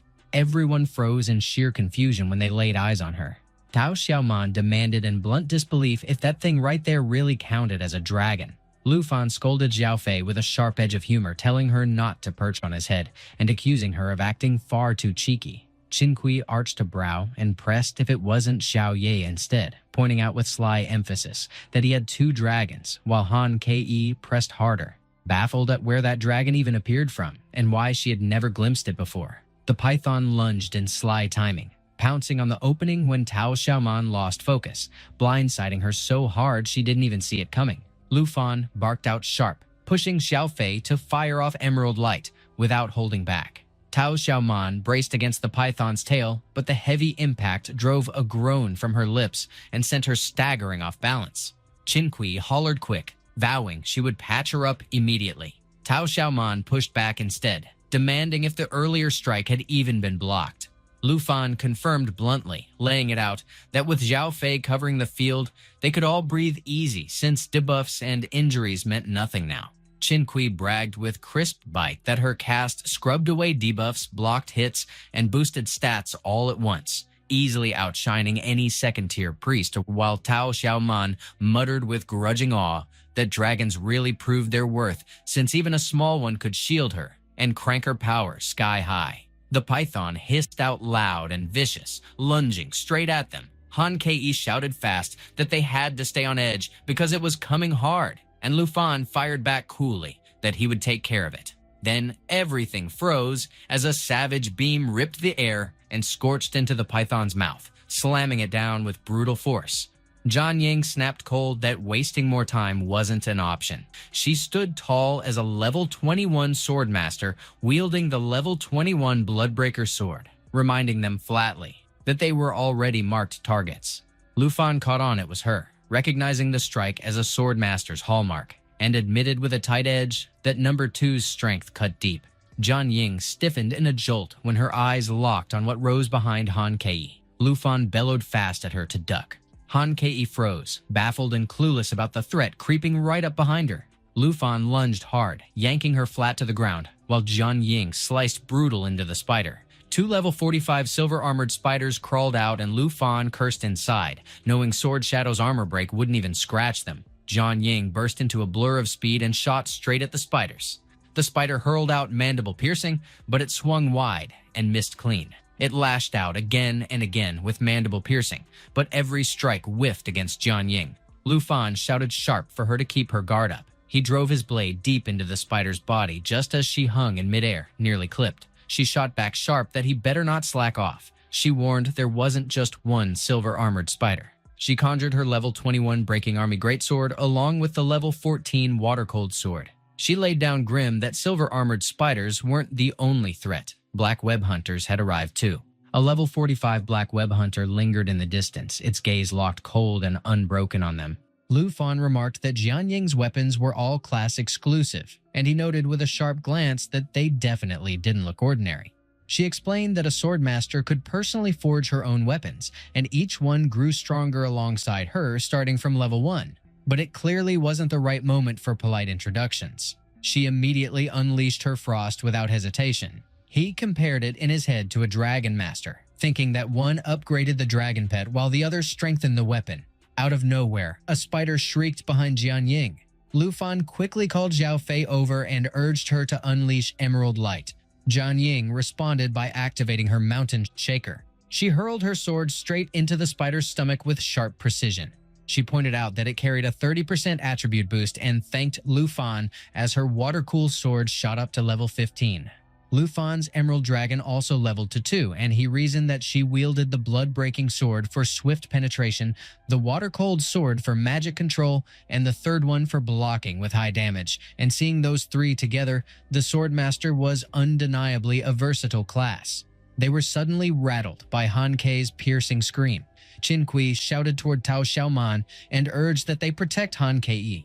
Lu Fan stressed that there were still countless silver-armored spiders, so he would keep watch while Jian Ying needed to quickly track down the black web hunter. Jian Ying lingered, caught in hesitation.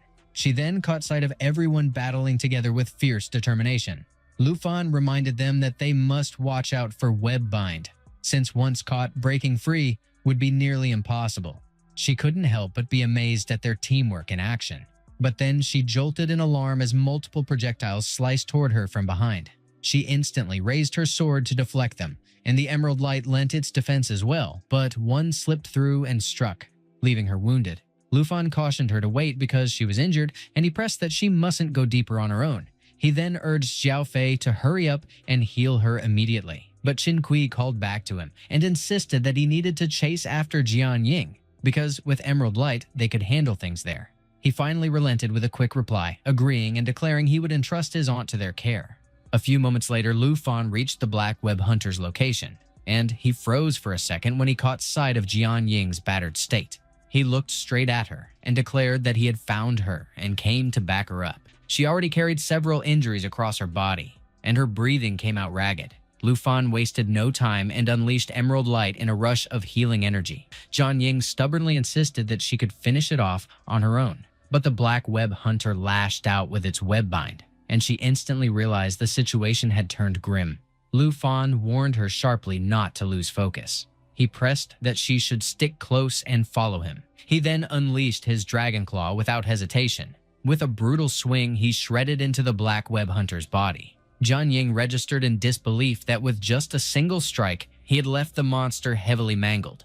Though they were separated by only one rank, the force he packed equaled his full-strength mountain shaker. Lu Fan then urged that they strike together as he activated Whisper of the Wind. Jian Ying hurled her mountain shaker forward while he roared through with his Dragon Fang strike. She noted how wide the gap in strength felt, yet in the middle of it she caught herself strangely reassured. The Emerald Dragon suddenly advanced to level 3, and Lu Fan casually remarked that it was pretty decent, since a handful of monsters already pushed Zhao Fei to level 3. and it ought to hit level 5 before they finish sweeping the secret realm. Jian Ying suddenly admitted that for once, she had lived through a day where she was treated as fragile and received help. Out of nowhere, Qin Kui rushed over and called to them. She announced that the silver-armored spiders were cleared out, while Han Kei cheerfully remarked that she had just leveled up. Lu Fan immediately countered with a firm no, emphasizing that Jian Ying was strong, but he added that no matter someone's strength, they would never let a teammate fight by themselves. She felt a tug inside as her heart shifted, moved by the weight of his words. Han Kei then turned to Lu Fan and pressed him on why he didn't use Emerald Light on himself, and he brushed it off, saying flatly that he didn't need it. Tao Xiaoman chirped that he should quit wasting time and teased, asking if she was right that his so-called Great Dragon could heal. Zhao Fei promptly called on her Fountain of Life. Qin Kui stretched with delight, exclaiming that she felt fully energized like she could jump into another battle, while Tao Xiaoman snickered that Lu Fan's head looked green, and he snapped that Zhao Fei shouldn't heal her anymore. Jian Ying couldn't hold back a small smile as she observed them bantering. She caught herself thinking that maybe having teammates wasn't so terrible after all. Not long after, Tao Xiaoman frowned and pointed out that something felt off since the map seemed to end there, and she asked if they had really reached the finish. But then she spotted a vast expanse ahead and pressed Lu Fan if she was right about that. Out of the blue, Qin Kui cut in and demanded to know what that thing was. A dark, gaping hole stretched before them, spilling sinister energy that crept through the air. He muttered grimly that it looked like the lair belonging to the Secret Realm's boss.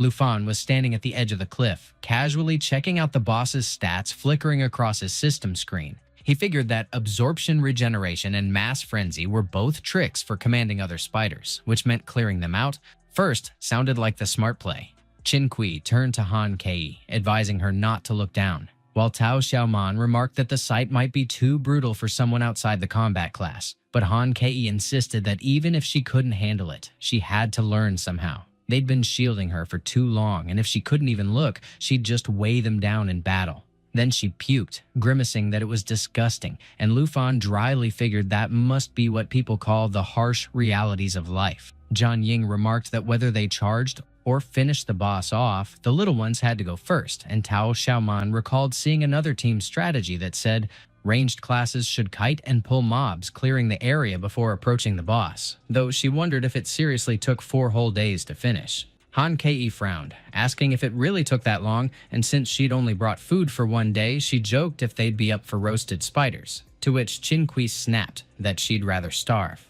Lu Fan mentioned that they didn't have to copy anyone else's plan anyway. Jian Ying challenged him to come up with something better, and as Tao Xiaoman demanded to know what he was doing, Qin Kui pressed him about what he was planning. He calmly called for Xiao Ye to show up. He triggered her destruction dragon form. Xiao Ye burst out in full dragon glory, flooding the area in scorching fire. Tao Xiaoman blurted that it was an actual fire dragon and realized that's what he'd meant all along. Meanwhile, Jian Ying felt that the creature's presence hit like a tidal wave. The spider mother shrieked as it sensed the chaos. Lu Fan gave Xiao Ye her cue. He told her to handle the small fry. She lunged forward, tearing through the horde. He urged her on and unleashed her skill, Cataclysm. Han Kei gasped, asking if Xiao Ye could really transform like that, while Tao Xiaoman muttered that she looked straight out of the legend, and Jian Ying declared that the destructive force she wielded outmatched even those fabled dragons. Lu Fan then called out to Zhao Fei, ordering buffs on Xiao Ye. She invoked the Jade Dragon bloodline, Emerald Light, and Dragon Encouragement in rapid succession. She stacked every single buff onto Xiao Yi. Xiao Ye's strength, agility, spirit, and endurance all surged. The Spider Mother shrieked again and spawned her brood. Lu Fan called over to Qin Kui and Tao Xiaoman, checking if they could hold the front, and Qin Kui assured him not to worry, since they'd guard Han Kei. He turned to Jian Ying, telling her it was time to rush down and strike at the Spider Mother. The little spiders wailed as they advanced. He barked for the charge. Lu Fan and Jian Ying rushed in together. They tore through the spiderlings fast. He called out to Xiao Ye to regroup by his side. She followed up with her upgraded skill, Cataclysm 2. As the system pinged that the Jade Dragon had hit level 4, Xiao Ye unleashed Cataclysm 3 right after. Jian Ying marveled that it was an insane 3-stage combo, and being so close to the dragon made her feel like her skin might melt from the heat. Lu Fan yelled to Qin Kui, asking if they were holding up. She hollered back that he and Jian Ying should go for the boss because she and Tao Xiaoman had it handled. He acknowledged that and told Jian Ying to move. The Spider Mother reared back, venom bubbling in its fangs. It unleashed venom spray, the poison stacking to drain 5% of health per layer. Lu Fan barked for Xiao Fei to use Jade Light. The Spider Mother retaliated with Tangled Web, a death trap that killed anything bound within 6 seconds.